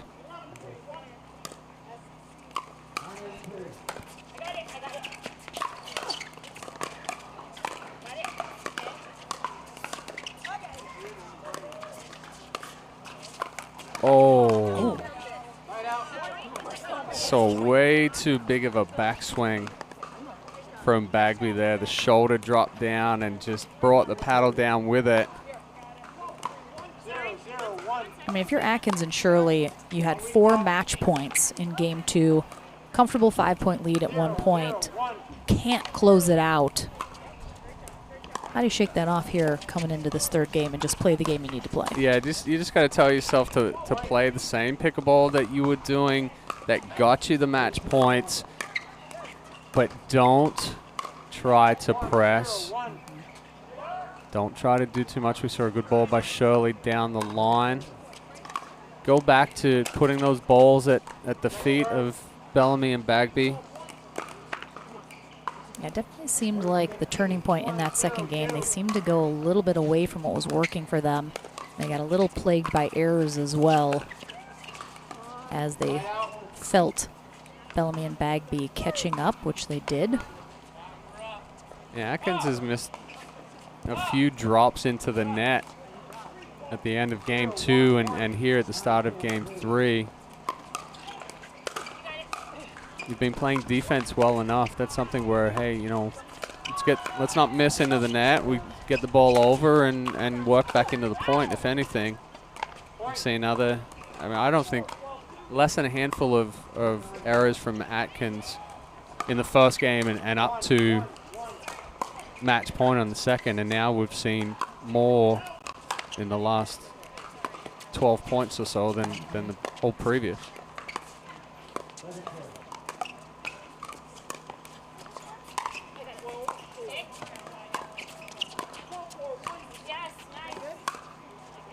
Just catching the line.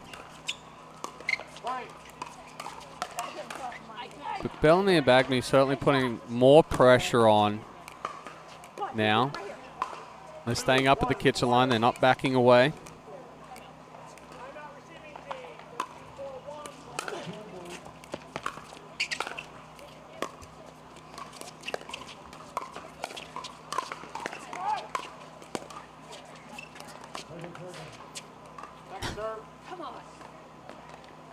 That's a tough one. Second guessed herself whether she was going to be aggressive and speed that one up or go for a shorter angle. And again, anytime doubt creeps into the mind or you change away from your first instinct, end up getting late to that ball.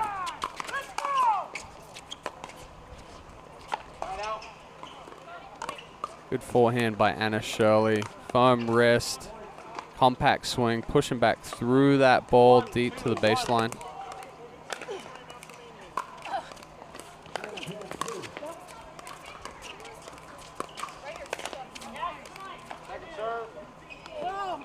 We talked a little bit before about, you know, especially Bagby was getting pressed off the line by Shirley and Atkins. If you have a student that you're trying to teach not to do that, what's the best way to kind of get someone to not be not necessarily be afraid, but just to kind of hold firm there at that line? Yeah, and that's where we'd focus more on a transition drill. Get into that transition area, get that good solid base. And the difference between taking a ball out of the air and a bouncing ball, there isn't any as far as contact point. So a lot of the time it becomes doubt of, do I take it out of the air? Do I let it bounce? You start questioning yourself. Now you let it bounce and you back up. So if you start working on that consistent contact point of good base, down low, I reach for it, I take it out of the air, I reach for it when it bounces, same spot, just being able to get the consistent contact point, so it takes out that doubt of out of the air, let it bounce, what do I do, too late, now I got to back up and go through that way.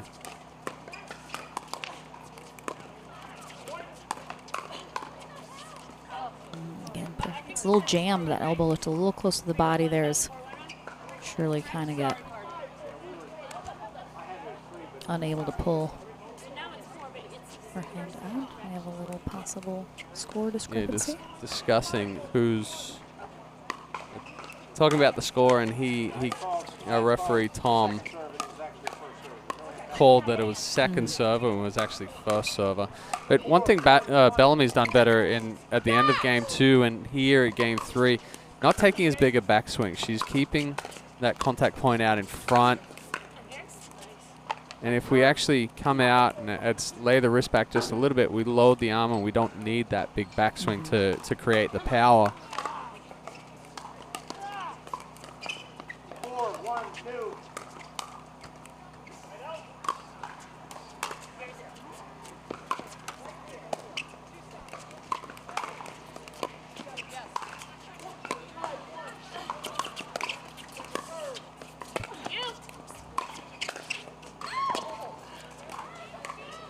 Good job by Atkins. She was spread out. Went back, got that lob from Bellamy. Was able to get that ball back down in front of Bagby. Trying to be a little too soft.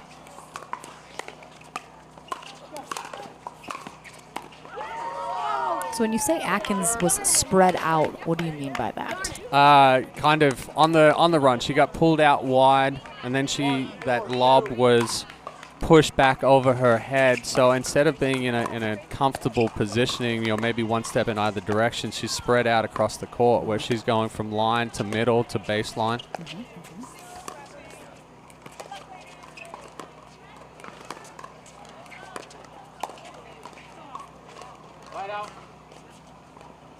Definitely seems like Bellamy and Bagby have rolled over their momentum from their win in game 2, having to come back, overtake Atkins and Shirley into this third game here. They're playing more comfortably. Look like they have a lot more confidence in their strokes.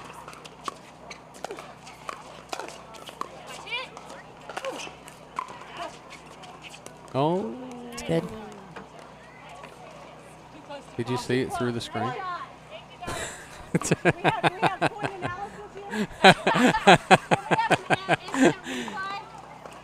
Oh, that's why I said. Closer than I thought. Did you see it through the screen? It looks like it was like well in. That's the thing, is you slow it down and all of a sudden it's like, oh.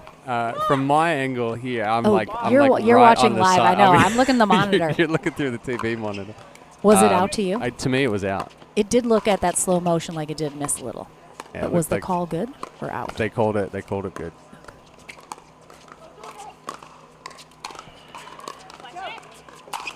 Oh. So here's the difference.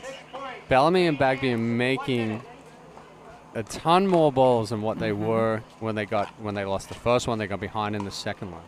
So just by making more balls, I mean, it's not like they were extremely difficult shots that they were giving there. They're putting balls back. But each time that you can make your opponents hit one more ball, regardless of what it is. Okay, I've hit this one. Oh, no, they got it back. I hit this one harder. Oh, no, they got it back. Oh, I got to create an angle. You keep putting the pressure on and making them do more each time. That's where you're going to force the errors. Yeah, they've done such a great job doing that. And Bellamy and Bagby have the end change up 6-1. They'll conclude this third game on the near end, while Atkins and Shirley head to the far end, hoping to turn the tides a little bit in their direction. Otherwise, Bellamy and Bagby on the fast track right now to the winner bracket final. Yes, ma'am. You are serving at 6. You're in the correct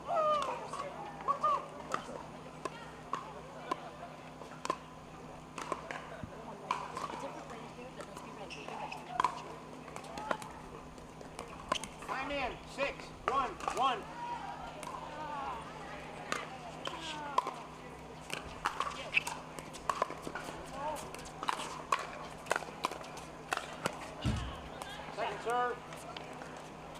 Better job by Shirley and Atkins, putting a little bit more pressure on. It looked like Bagby tried to pull her paddle back on that one. I mean, she was a good foot inside the line doing so.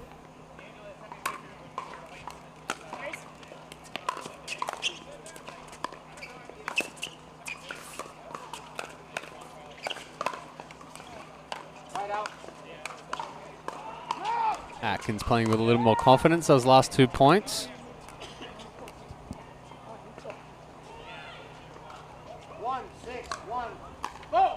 Oh. Uh-oh. Oh my gosh, that was such an aggressive fault call. He scared me. Wrong server. Now serve. Nope. Well, no, so now Shirley does have to serve, right? Yeah. Because she served. Nope. Nope. There we go. There it goes. Wrong server, wrong position. So then she serves again as a different server, correct position.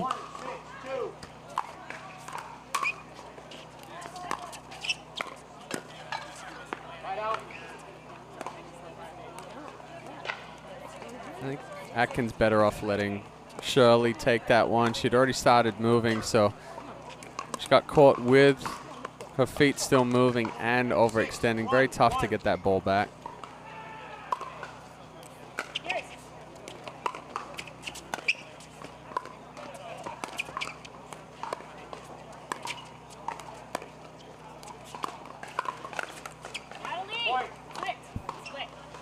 I mean, we talked in game 2 how it just seemed, you know, Atkins and Shirley could do no wrong. And now it's Bellamy and Bagby in the same position here in this third game. Yeah, we talked a little bit in the break where with pickleball, no lead is safe. I mean, we've seen a 10-0 come back and win 12-10. You know, certainly if you're only 2 or 3 points separating you, I mean that's definitely a given of, hey, we're not counted out of this one. So Atkins and Shirley now having the uphill battle, coming back and trying to square this up with Bellamy and Bagby. Now is the time that they need to change their strategy for sure. I'd like to see Shirley going back to being a little bit more aggressive. She was doing a good job of speeding balls up into Bagby's body. Did surprise Bellamy a couple of times as well. And then setting either herself or Atkins up on that good speed up and pop up. Now there's less pressure of trying to create something from not necessarily being there. Oh, I mean, that was kitchen fully. Sorry. Right foot on the line. She was right here. Oh no. No. No, it was the one before it. It was the ball before it.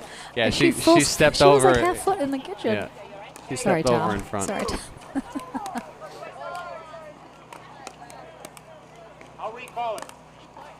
8, 1, 2.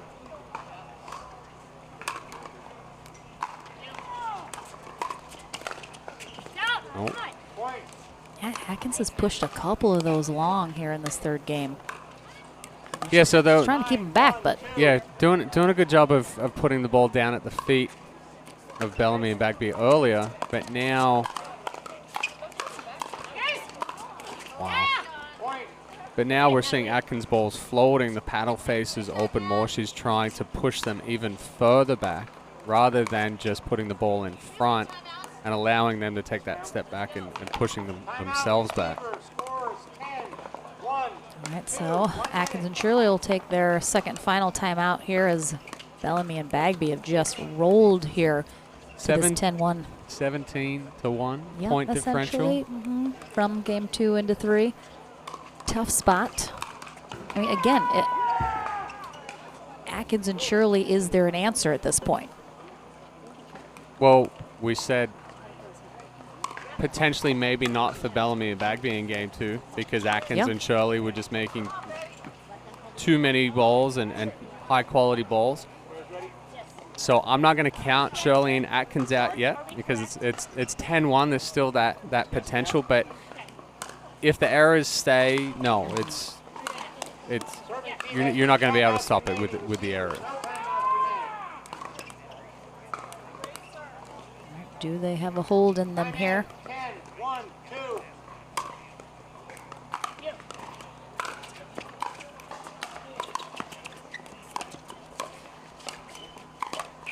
I mean, yeah, it really, this third game was a game of unforced errors, no question. Yep.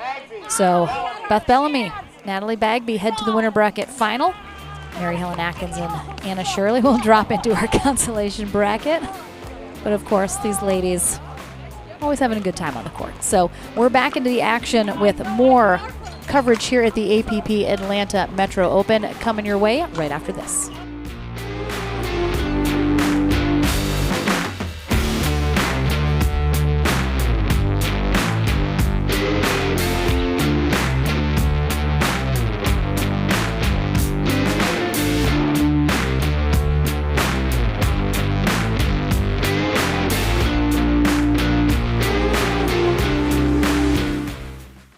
Consumer Cellular has the best customer service. They care about the customer. The best price with the best quality. The prices, the coverage. The coverage is great. It was the same, if not better. Consumer Cellular provides the exact same premium coverage as the nation's leading carriers for half the cost. Switch to Consumer Cellular and get talk, text, and data starting at just $20 a month. It's like 4 scoops of ice cream for the price of 1. Switch today and get a 100% risk-free guarantee. Call or go online.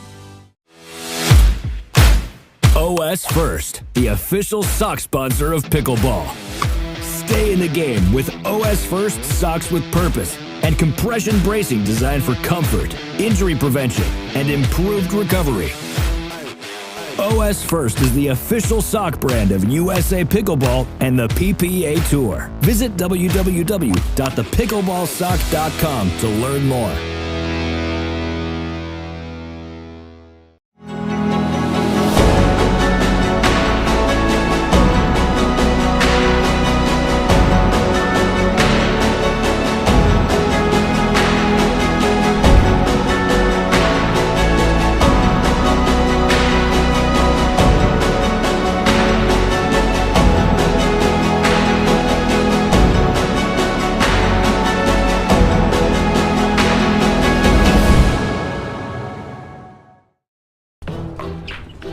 I will dig deep.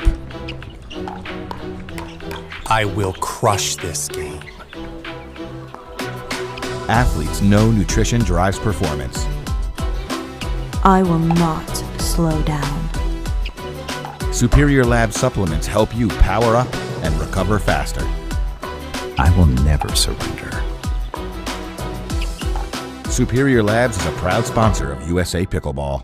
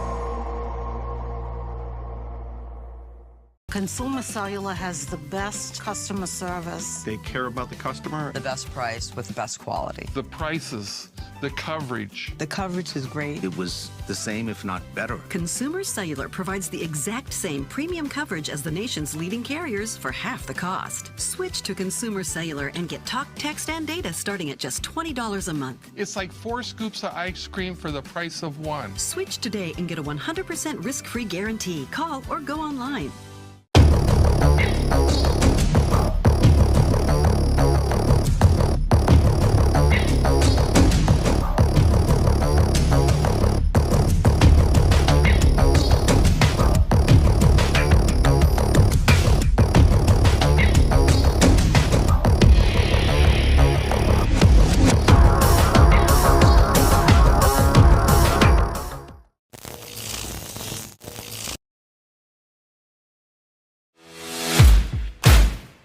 OS First, the official sock sponsor of pickleball.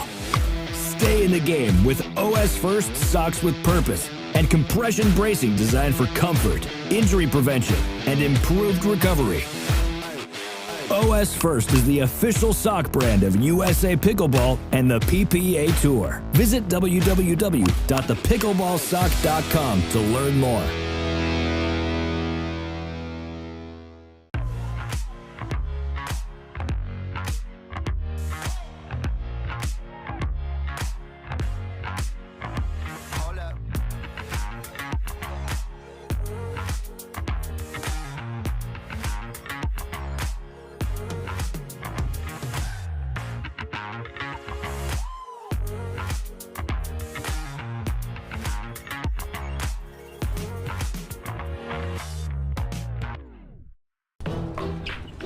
I will dig deep. I will crush this game. Athletes know nutrition drives performance. I will not slow down.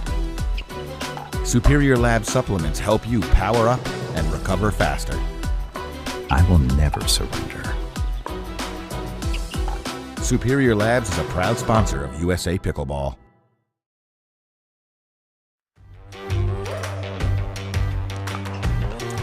Welcome back to the Atlanta Metro Open, another APP event. Unfortunately, as you can see, the trash bags are back over the cameras. We're in another rain delay. It's been on and off all day, trying to get in as much play as we can and bring you as much coverage. So we're going to go to another rain delay here. Hopefully it's a short one and this blows over, but as soon as we have coverage, we will be back up live.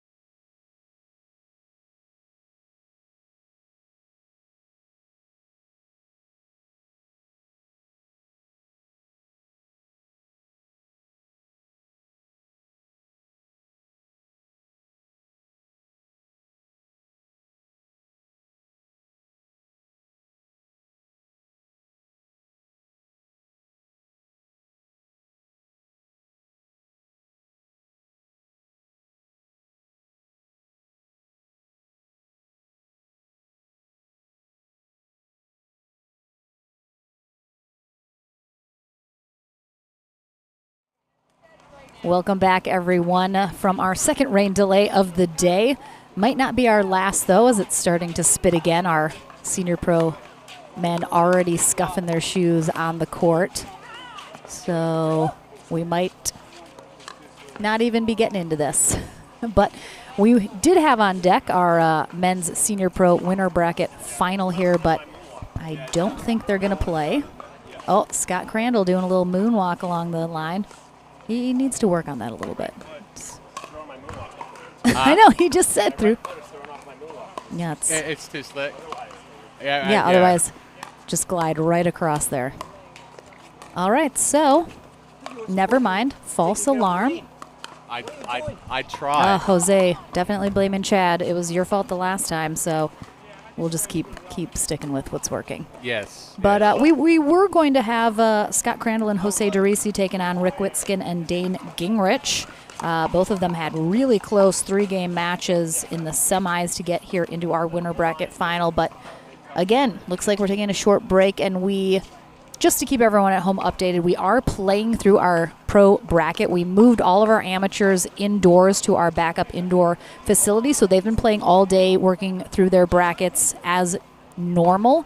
Our pros have continued to play as well. There are 4 covered courts here on site, so we've been kind of slowly working through some of those matches on court. So even though we have been in rain delays, our pro brackets are still working their way through. There's only 4 matches left to go. I'm not sure if we'll be able to get any of those back on the stream given the weather. If not, plan to join us tomorrow, though. We're back in action again, probably early. We'll try and keep you posted on social about when and where we're coming live. But we have our men and women's doubles tomorrow and championship Sunday on Sunday, of course, here at the Atlanta Metro Open. But we're going back, unfortunately, to a rain delay. And hopefully we'll be able to get a couple more matches for you at home before we sign off for the day. But if not, hopefully we'll see you tomorrow. So thanks so much for being patient and joining with us when you can. Hopefully we'll be back to the action soon. But for now, we'll see you in a bit.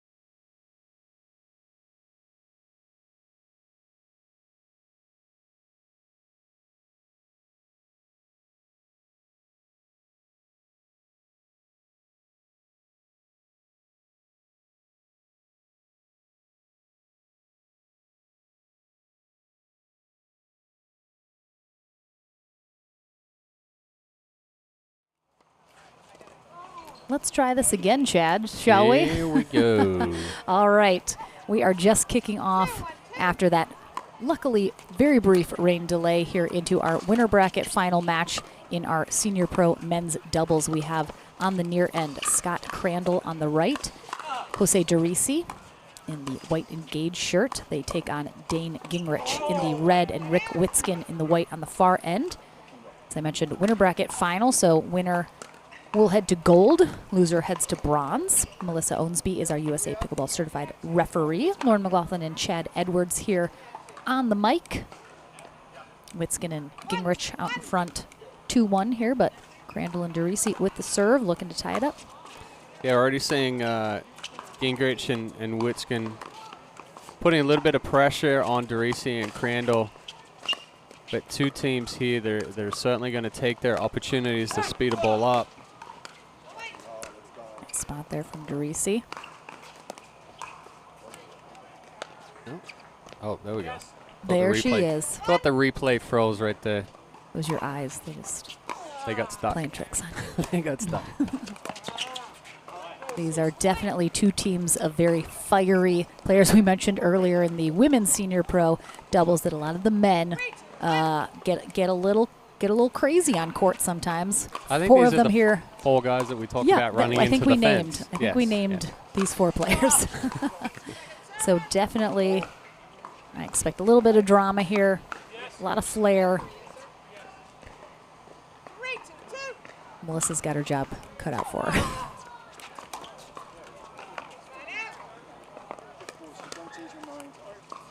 Yeah, Derisi telling himself not to change his mind on that one. You saw it just kind of roll down his paddle, hit the bottom of the net.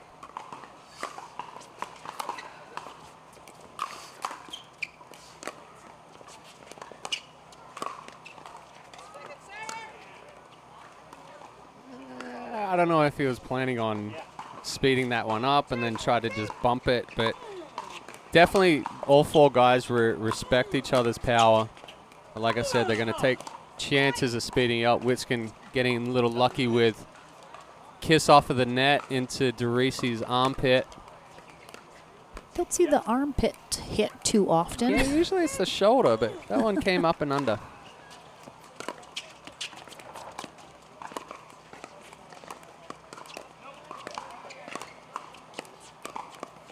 Gingrich and Witzkin switching up their stack a little here. Oh, and this time it's Crandall with the ball dumped into the net there. A little tentative from Crandall.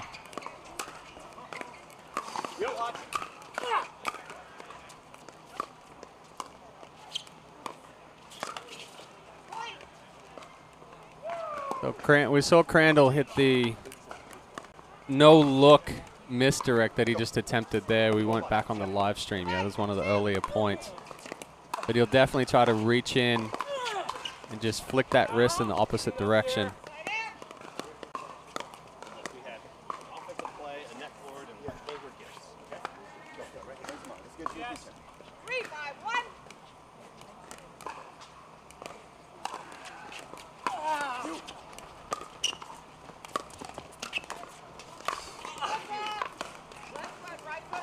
Oh, we got a kitchen Right call foot. here. Yeah, Oh, right yeah, toe. that toe. I was about to say, excellent speed up from Gingrich, but just with that transfer in, it was something that we're talking about for tennis players. They're used to stepping in and hitting that volley.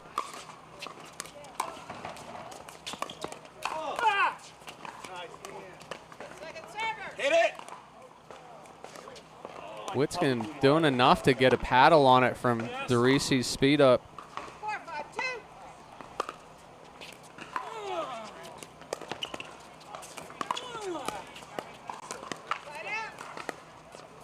Good change of direction from Witzkin. Held it like he was going to go down the line, and then just a topspin roll to Crandall's backhand.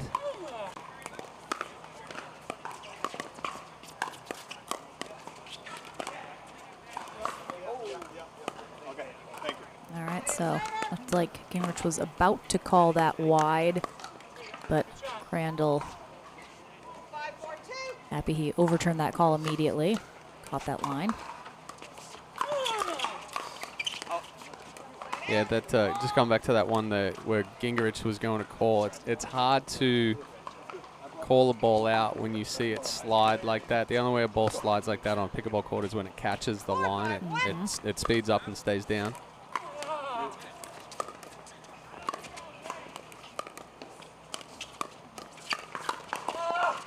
Great kick from Witskin.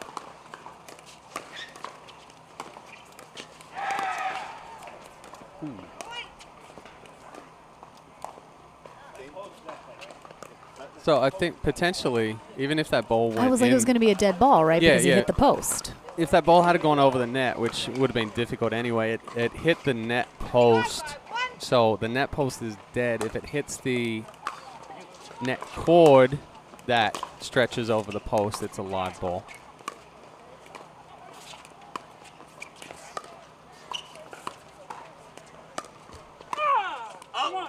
Ooh. And this time, Derisi looked like he was about to call that. Again, that looks like it hit right on the line.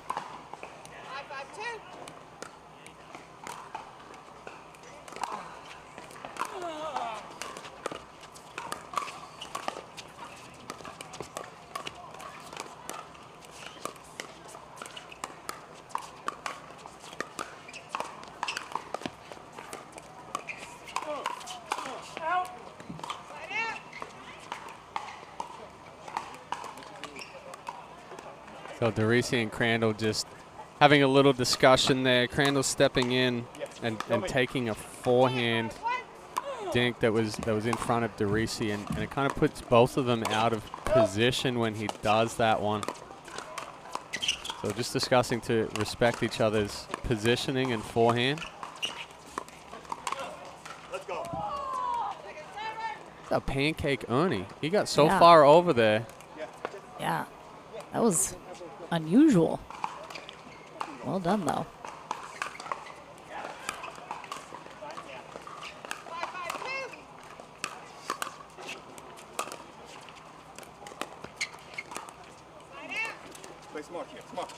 Gingrich disappointed with himself. Started moving a little too soon, so when we don't have that solid base for the drop, not much behind it.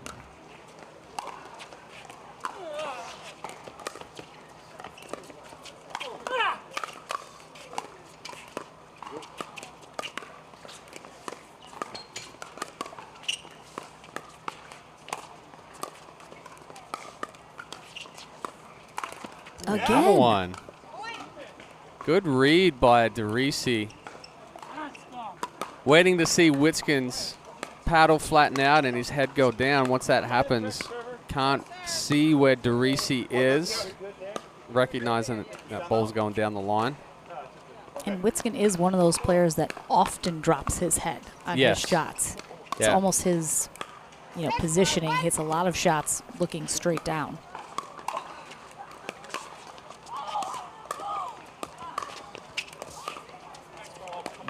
Yeah, going back to Witskin looking down at you. You always, people talk about, hey, watching the ball all the way to the paddle. Typically, it doesn't happen like you think that you do. But Witskin, while that head drops, he tries to follow it all the way to the paddle, and it's a benefit. And when somebody's trying to earn you, a little bit of a negative.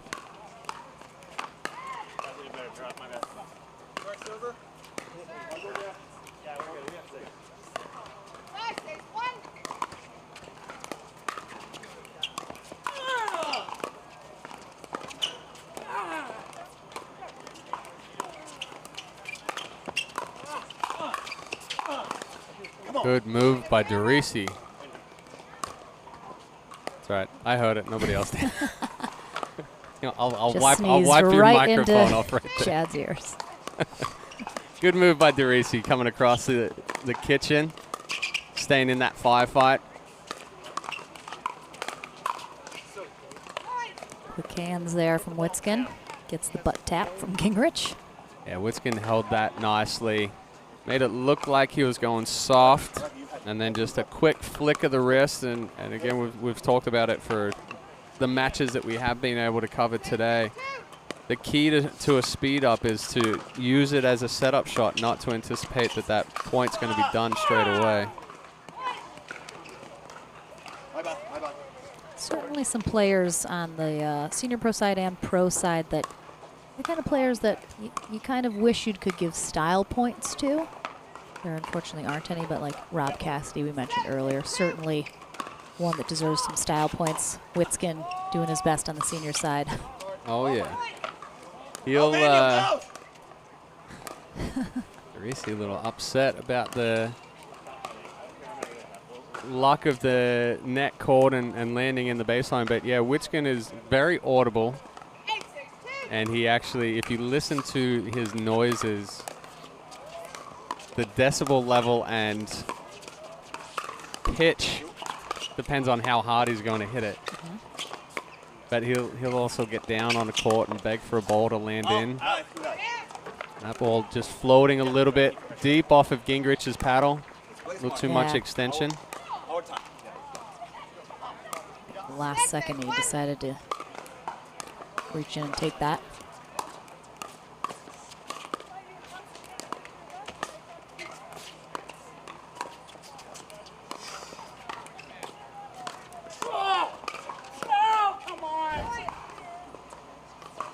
That's a good reach in by Crandall, but set up with that ball deep to Witskin's backhand. Tough ball to try to go cross court on.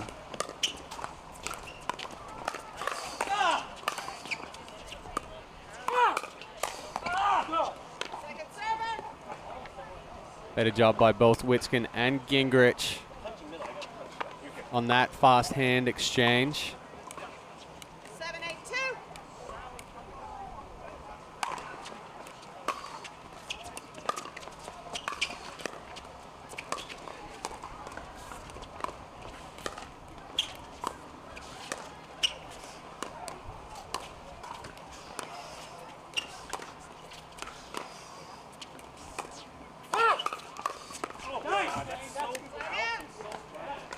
Again, there's kind of Crandall coming over in front of Derisi, a little bit past that center line. Yeah, I've seen Crandall. That's the downside of the 2 forehands. Yeah, right and there. I've seen Crandall play quite a number of times in the last few months, and he likes to be aggressive there in the middle, but you know, Derisi's just as aggressive. So we talked about if you've got those 2 aggressive players that are stacking and you're coming across constantly, you do tend to get in each other's way.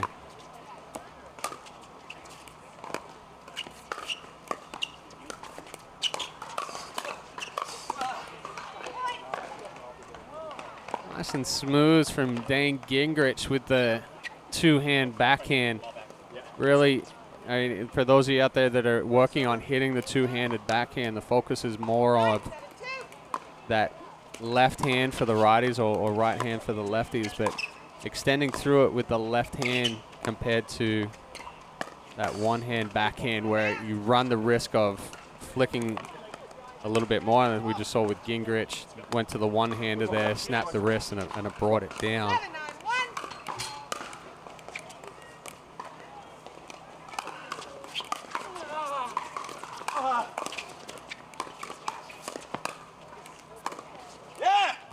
Oh, nice little move there. Derisi down that sideline. Yeah, he sold that with the body. Stepped across, closed it off like he was going back cross court, and then a little change of the angle of the wrist and push that one down the line past Gingrich.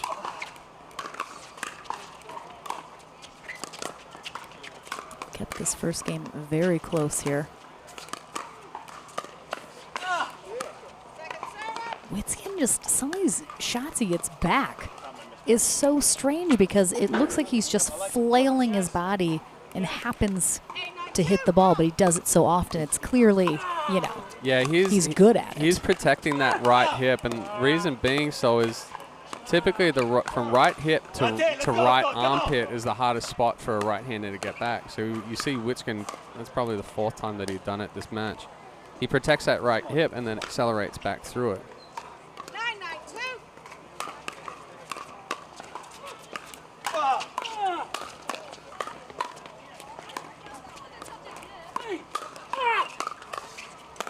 Ooh, all right. Well, wasn't double trouble that time. They had 2 shots where it's both of them. Not even sure who hit that one. Teresi wasn't upset about that because they came out on top. Because they won that point. If Crandall had to miss that, now we got some issues. Might have had some eye rolling. Yeah, but a better job of Crandall and Teresi getting back into this one and tying it up. Witskin and Gingrich had been putting it to them a little bit more and getting away with some speed ups into the body right there. Crandall and Teresi starting the firefight, finishing the firefight, and like you said, they're both fired up going for that one. It's kind of a race of who's going to get their paddle there first. So Crandall and Teresi will have a game point here coming out of this timeout. Witskin and Gingrich have been able to stay out in front most of this game. Crandall and Teresi hot on their heels, but let's see if they can close this first game out.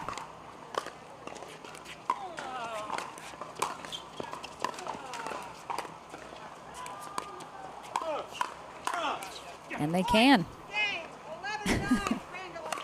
Nice little shoulder bump. Congratulations. So I expect we'll have another pretty close game too. Possibly going to a 3. We'll see. We'll find out. Back into the action here at the APP Atlanta Metro Open right after this.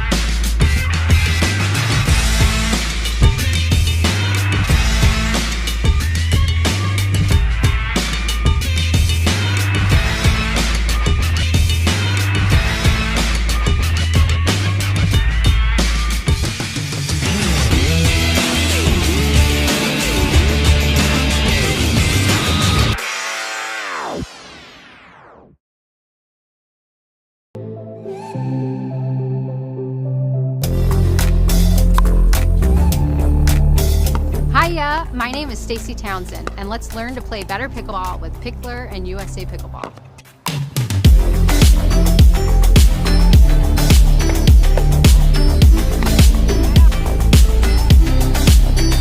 Learn to play better pickleball for free with Pickler and USA Pickleball.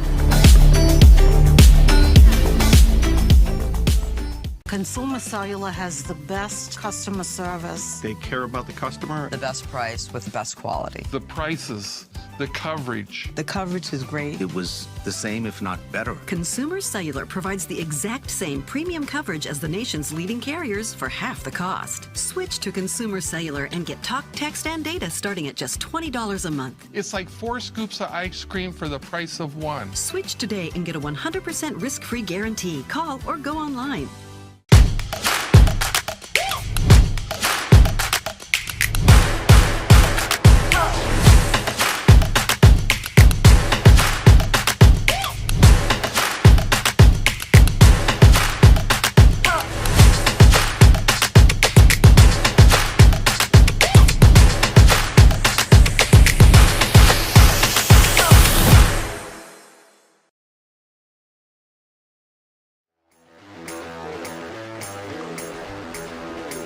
Our senior pro men's doubles are on court here at the APP Atlanta Metro Open. Game number 2 here in our winner bracket final about to kick off.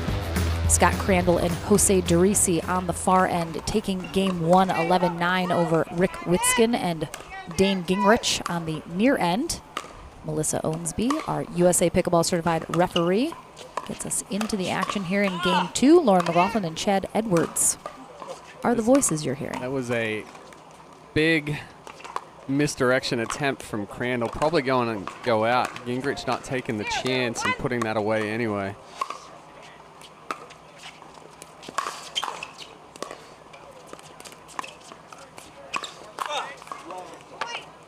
Good spot from Gingrich. Teresi kind of slowing it down a little bit. Probably made the mistake of going too much to Gingrich's forehand. And then Gingrich coming back across the body, speeding that ball up through the middle. Oh, misses it. That I find is the risk I run on the one-handed backhand, is that you pull it too far across your body. Yeah, and a lot of time that has to do with elbow positioning. If the elbow's too flat or actually goes above the paddle head, that one was just a little too flat. You know, the angle as you go forward, it takes you across the body. So if the hand can stay above the elbow and it straightens out, then you go straight. But definitely, that's the big miss for the one-handed backhand, is that pull across the body.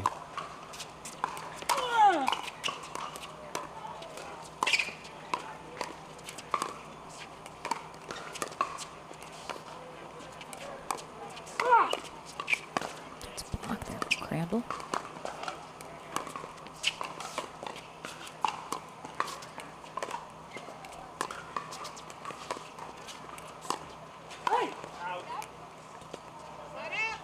Good leave there from Crandall. Witskin's like, well, you called that out before it even landed in. I mean, to be fair, he can call it as soon as he wants it. Yep. As long after Witskin hits it. Could have changed his mind if it dropped in. Yeah, I clearly. mean, technically an out call can be partner communication. Good speed up again from Derisi. Yeah, he was ready for it to come back, though, and it did fast. So, again, we talked a lot so far today already. Got to expect the shot to come back and be ready for the next one.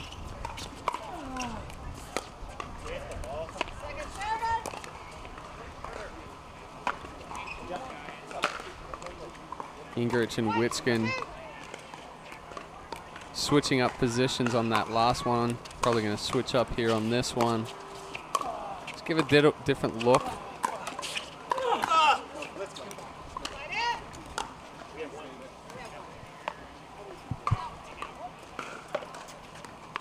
Winner of this match heads to the gold medal match. Loser will head to bronze. Our senior pros will play through their gold medal match each day. Come on, how many? Again, not happy about that net cord.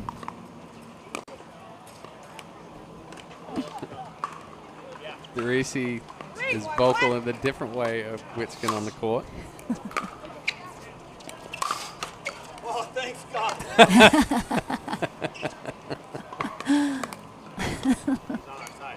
The net giveth and the net taketh away.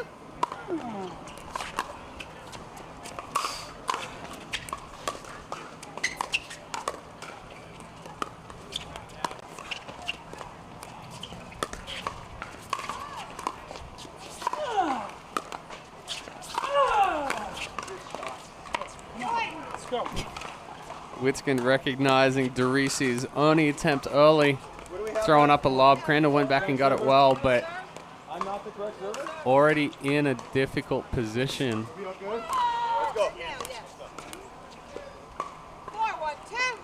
It's Gingrich again with an early lead here in game 2. Can they maintain it, though?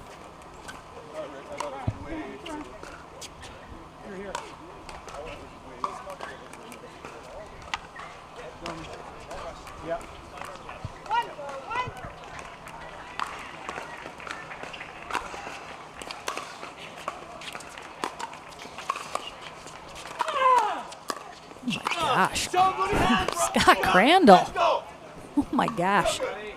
Paddle in the right position. Protected that first Gingrich speed up into his throat. Yes. And then protected one down in his hip.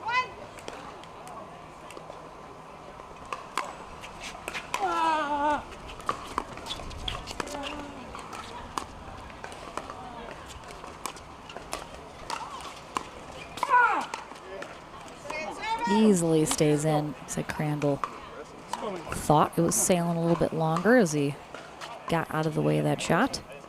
Yeah, it was a better spot from Witskin. So the previous two balls that Crandall had blocked were more backhand side into body. Witskin goes left hip right there, and it's hard for Crandall to get a good reset off of that ball.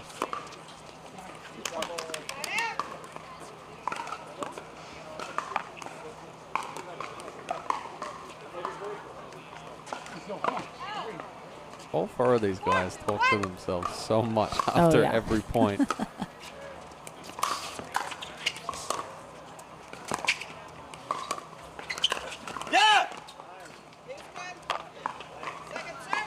Witskin looking back to see if he cleared it easily. Didn't cross the plane of the net before he made contact.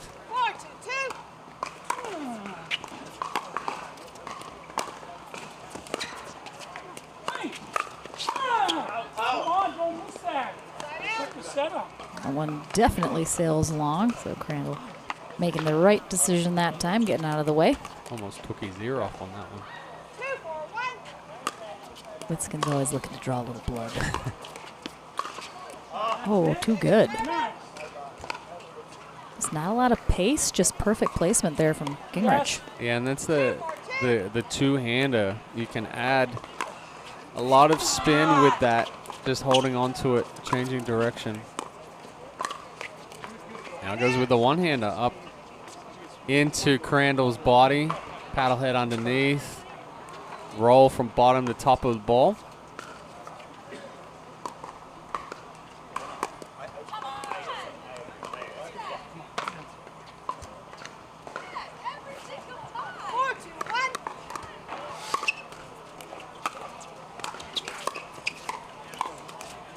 Nope. Did you see that ball? Not enough to overrule it. Stand, point. Do you see it live, Chad? It looked like it was on the line to me. Yeah, it does look like it caught it also.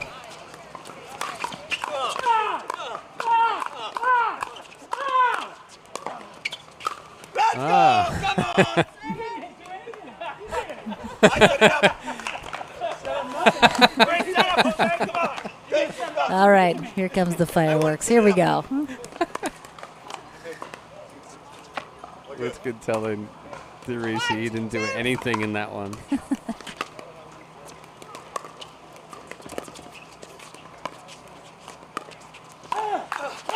No, that's too easy. Sorry, Jamie. Yeah, Witskin's got a little bit more unorthodox style on that backhand counter attack. Drops the body down, stays flatter.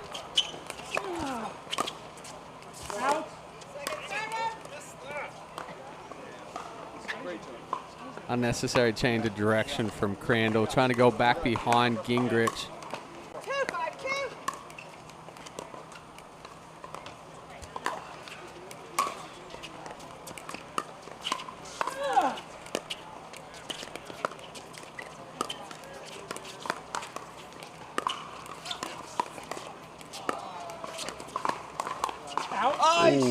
Oh, that one he finally goes with that backhand instead of the forehand he's been so successful with.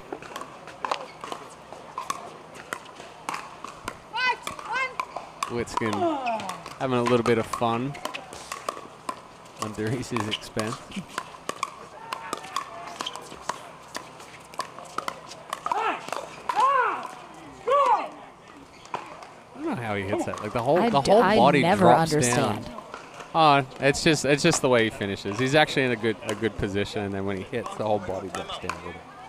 Just looks like it would hurt. Like he does so much with his body. I'm just like, ooh. Yeah. I feel sore just watching him. Live, it looks very, very unorthodox. But when we slowed it down right there, he's in that good positioning. But yeah, he's definitely always got a ton of body movement that goes along with his swings, forehand and backhand side, but much, much more so on the backhand.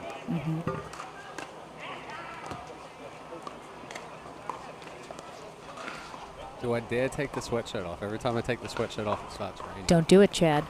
Don't do it for the sake of all of us. Starting to sweat a little bit. Oh, no. I mean, it's the small price you pay to keep us all dry. Well, you're the one sitting next to me, so if I start stinking, I'll have to slide out of the booth. All right. I'll let you know. Like, Chad, it's time to move away. So Witskin and Gingrich pulling away just a little bit here. Looking to force this to game 3. So far, they've done a good job of keeping DeRisi and Crandall off balance.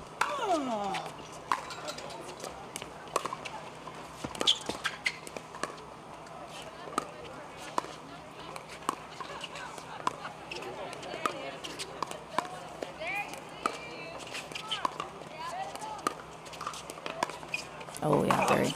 Oh, yeah. I mean, looked at, I was like, oh, very short lob. That's not going to end well. But DeRisi with the air into the net. He just tried to bring it down too much. Snapping that wrist down, dumped it into the net. 7-1.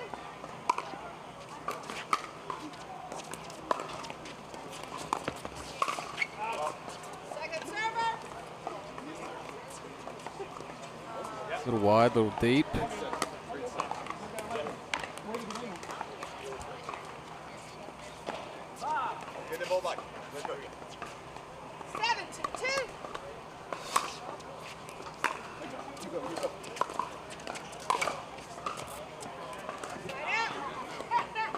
DeRisi sending praise above again for that one. Getting his own net love. Kicking off the net cord and staying short into the kitchen. Game one definitely much closer on the scoreboard than the second one has been. Witskin and Gingrich haven't pulled away quickly. They're sort of methodically putting these points on the board here, and Crandall and DeRisi stalled out a little. Yeah, we've seen a lot more unforced errors for Crandall and DeRisi in this one. Gingrich, nice two-hand backhand roll, catching the line. 7-1.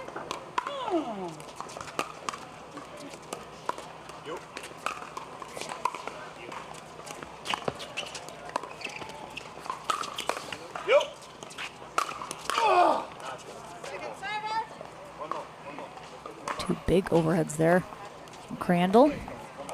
Gingrich handles the first, cannot get that second one back. 7-2.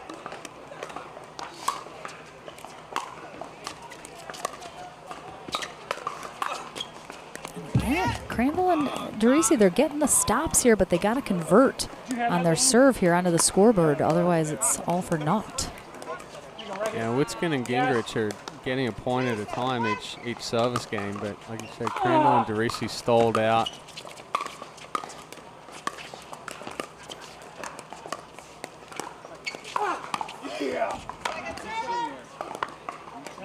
I'd like to see Crandall and DeRisi put a little bit more of wider balls spread, either Gingrich or Witskin out wide. They're kind of staying within the middle of the court, within the body, and they're both just reaching in and being aggressive and putting those balls away. You're not going to be able to hit through Witskin and Gingrich. Their hands are too good for that one. 7-1.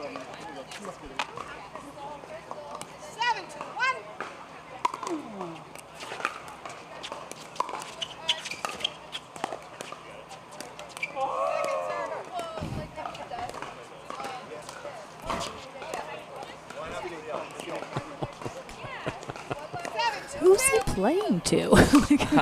What audience is he performing for? I don't know who he was looking at right there. Potentially himself. He does it for himself to watch back later.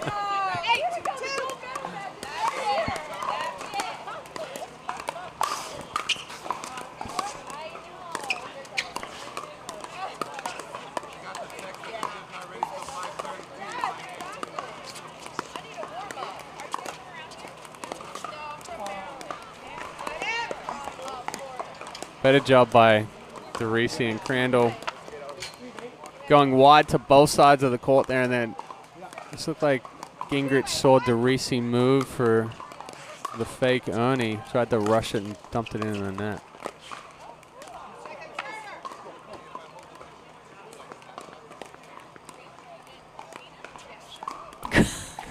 Was he gonna he wanted to punch the sign. He wanted to punch the railing over there.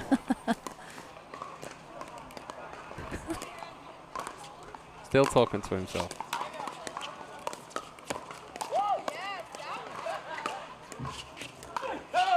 Ooh. Grant almost threw himself in front of that. Yeah, he got really big right there. Opened the chest fully. Was looking for a forehand through the middle. So obviously he read Witskin's speed up really well, but able to just duck out of the way the last minute. It's a really good recognition to be able to pull off of that when you're sort of already looking to be engaged. Oh, boy. Yeah. If you Crandall actually overran that one. Didn't have to move as much, but completely takes himself out of position.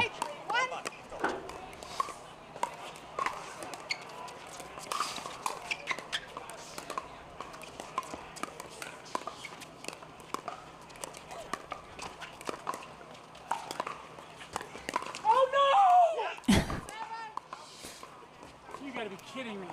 Change up. Holy smokes, the easiest shot. Yeah, he was not expecting that at all. That was, I mean, DeRisi faked the only attempt the ball before, went for that one, was committed to it, wasn't able to put much on it, and Witskin way out in front of it.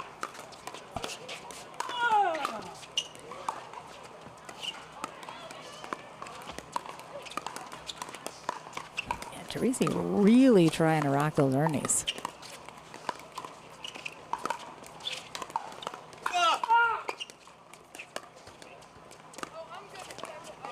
Well, at times you can get your opponent or bait your opponent into trying to speed a ball up down the line there. DeRisi moving on balls that he knows he's not going to get an Ernie attempt on, but trying to catch Witskin's eye with the movement, maybe make him change direction. We just saw he faked a one step in that direction and then looked for the counter attack.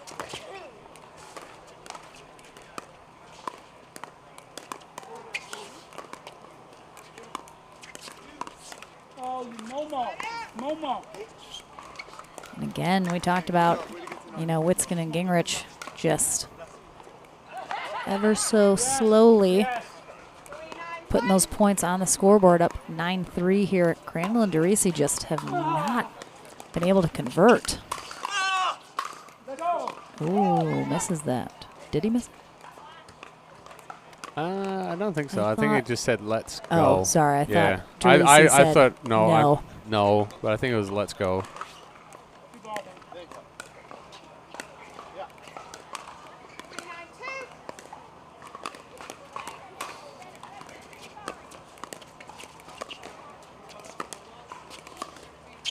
Oh, sorry.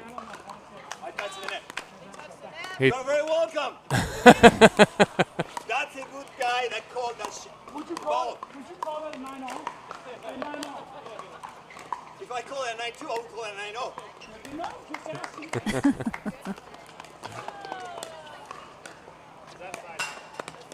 DeRisi barely getting a paddle on that, but does and keeps it in. Yeah, but he touched the net, so that's what the discussion was right there. So Witskin was asking, would you call yourself on touching the net at 9-9? DeRisi saying if I call it at 9-2, then I would call it at 9-9. So we actually had something similar in Chicago last week with Andre Daescu, and we had temporary nets that were this thickness, but they had a big net, a big foot on the net post.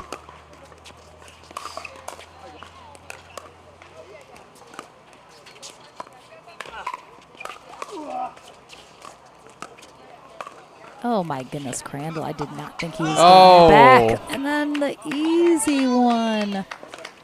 Got the tough one, missed the easy one. But so with the Ernie attempt and touching the net post, or anything, or in this case, it was a net foot. Technically, there's no momentum rule in an Ernie attempt. Okay. If you touch any part of the net or anything, as long as the ball is considered dead, then you can touch the net. Now the question was, how can the referee watch the net post and tell when a ball was dead? So sure. Daescu actually won the point because the referee deemed the ball dead after touching the net post on an Ernie. So, there's different rules for different things of taking balls out of the air and doing all of that. So. No net, let's go. Actually caught himself. Yeah, he was so close too, but Man, Derisi has been an Ernie machine this match. Gotcha. Yes, yes, yes, yes. All right, 4-10.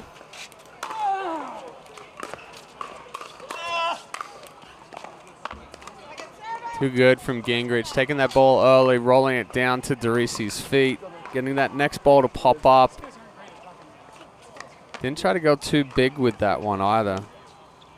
Usually when we go to put a ball away, the typical miss is taking that big backswing, catching the ball too late. Yes, yes. 5, 10, 2. I'm sorry, I just played with the ball. No.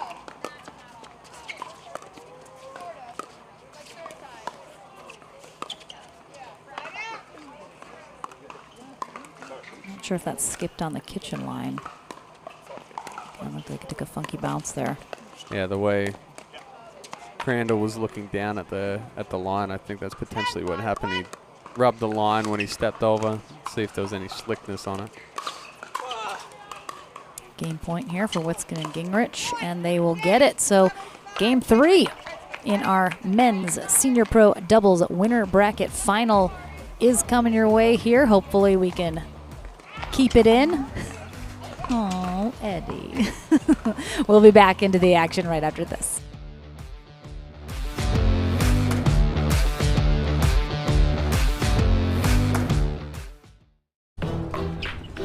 I will dig deep. I will crush this game. Athletes know nutrition drives performance. I will not slow down. Superior Lab supplements help you power up and recover faster. I will never surrender. Superior Labs is a proud sponsor of USA Pickleball.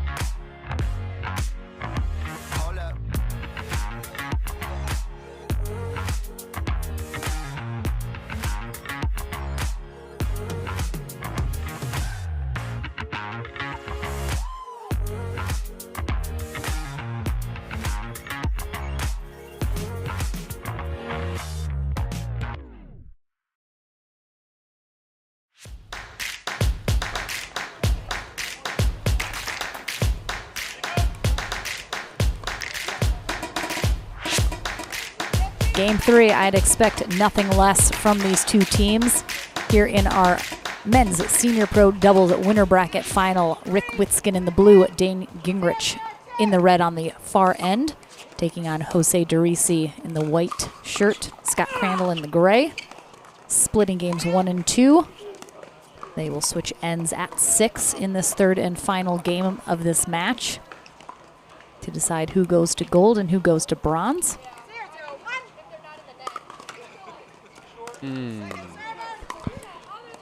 Catching the net, landing in the kitchen. Reese and Crandall need to play a little bit cleaner pickleball in this one. Too many mistakes creeping in. Witskin and Gingrich definitely putting the pressure on them in game 2.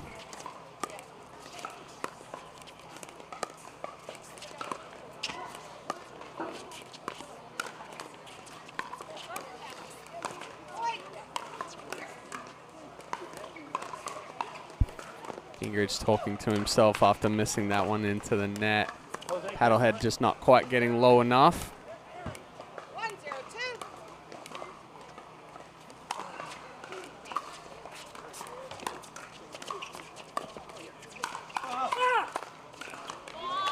Good hands. Again, there's that block from Witskin. It looks like he just luckily gets a paddle in the right place. Yeah, I think but it just happens too often. It's the excessive movement that makes. Yeah, it kind of throws you off. Oh my goodness. It's not quite. Oh my gosh. Yeah, the excessive movement makes it look like he's caught by surprise every time that counter attack happens. It's all just a lie, though, Chad. He is ready.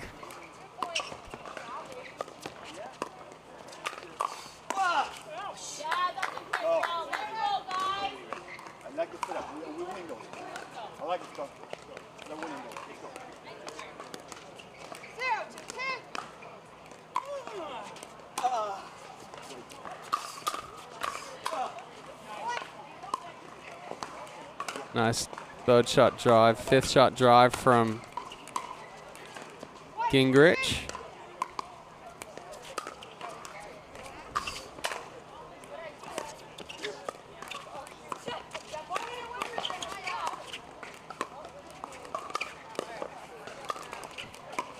Great pickup from Gingrich on one knee. Gingrich is like the opposite side of the coin from Witskin. Witskin's all flair, all movement. Gingrich very controlled, very deliberate in the way that he hits his shots.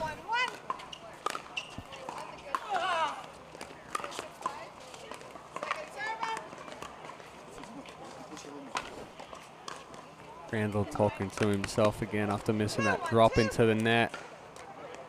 Telling himself to stay through it just a little bit longer. Cutting across the body too much. Oh, come on. Come on. We have a shot. Come on. Yeah. 3, 1, 2.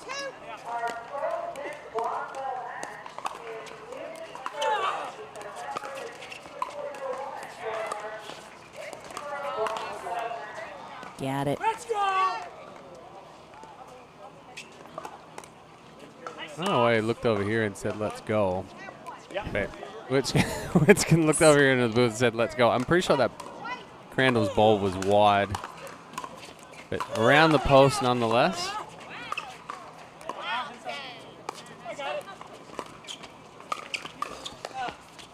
Let's go!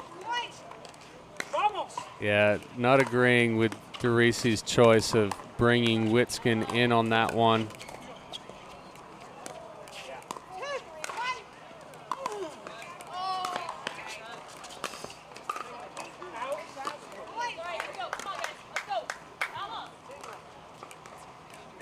Okay, tied at 3s. Looks so far to be similarly to game 1, a close game.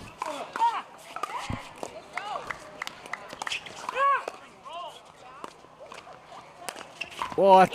Oh my goodness. How did he get the angle? I mean, he like full run, flip it from over his head, down at Witskin's feet at the kitchen line. Mr. Crandall, I'm impressed with that ball. Equally.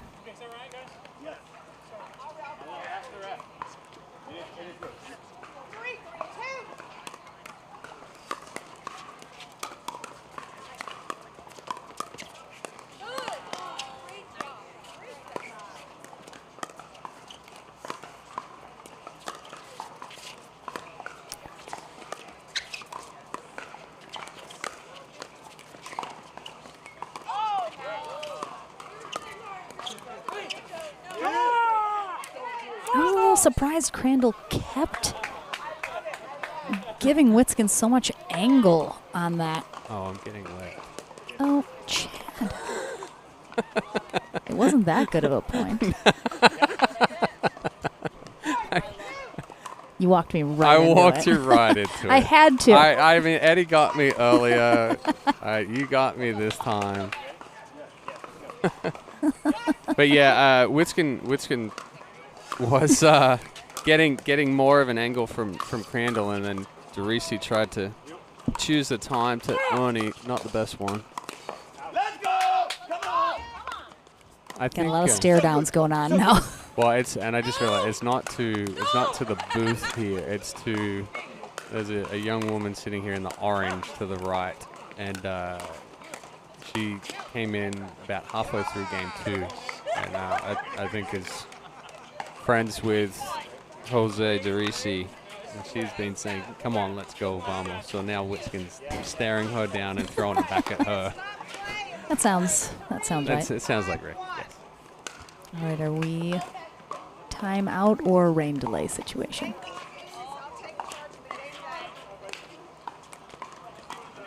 All right, I think we're calling the rain. Rain delay. All right, so our players have deemed the court getting a little slick here after Chad was getting wet earlier. So we're gonna go back into a rain delay. Unfortunately, hopefully this is a quick one as well, like the last one. But we'll keep everyone posted. Don't go too far. Keep us up and running in the background, and hopefully we'll see you soon.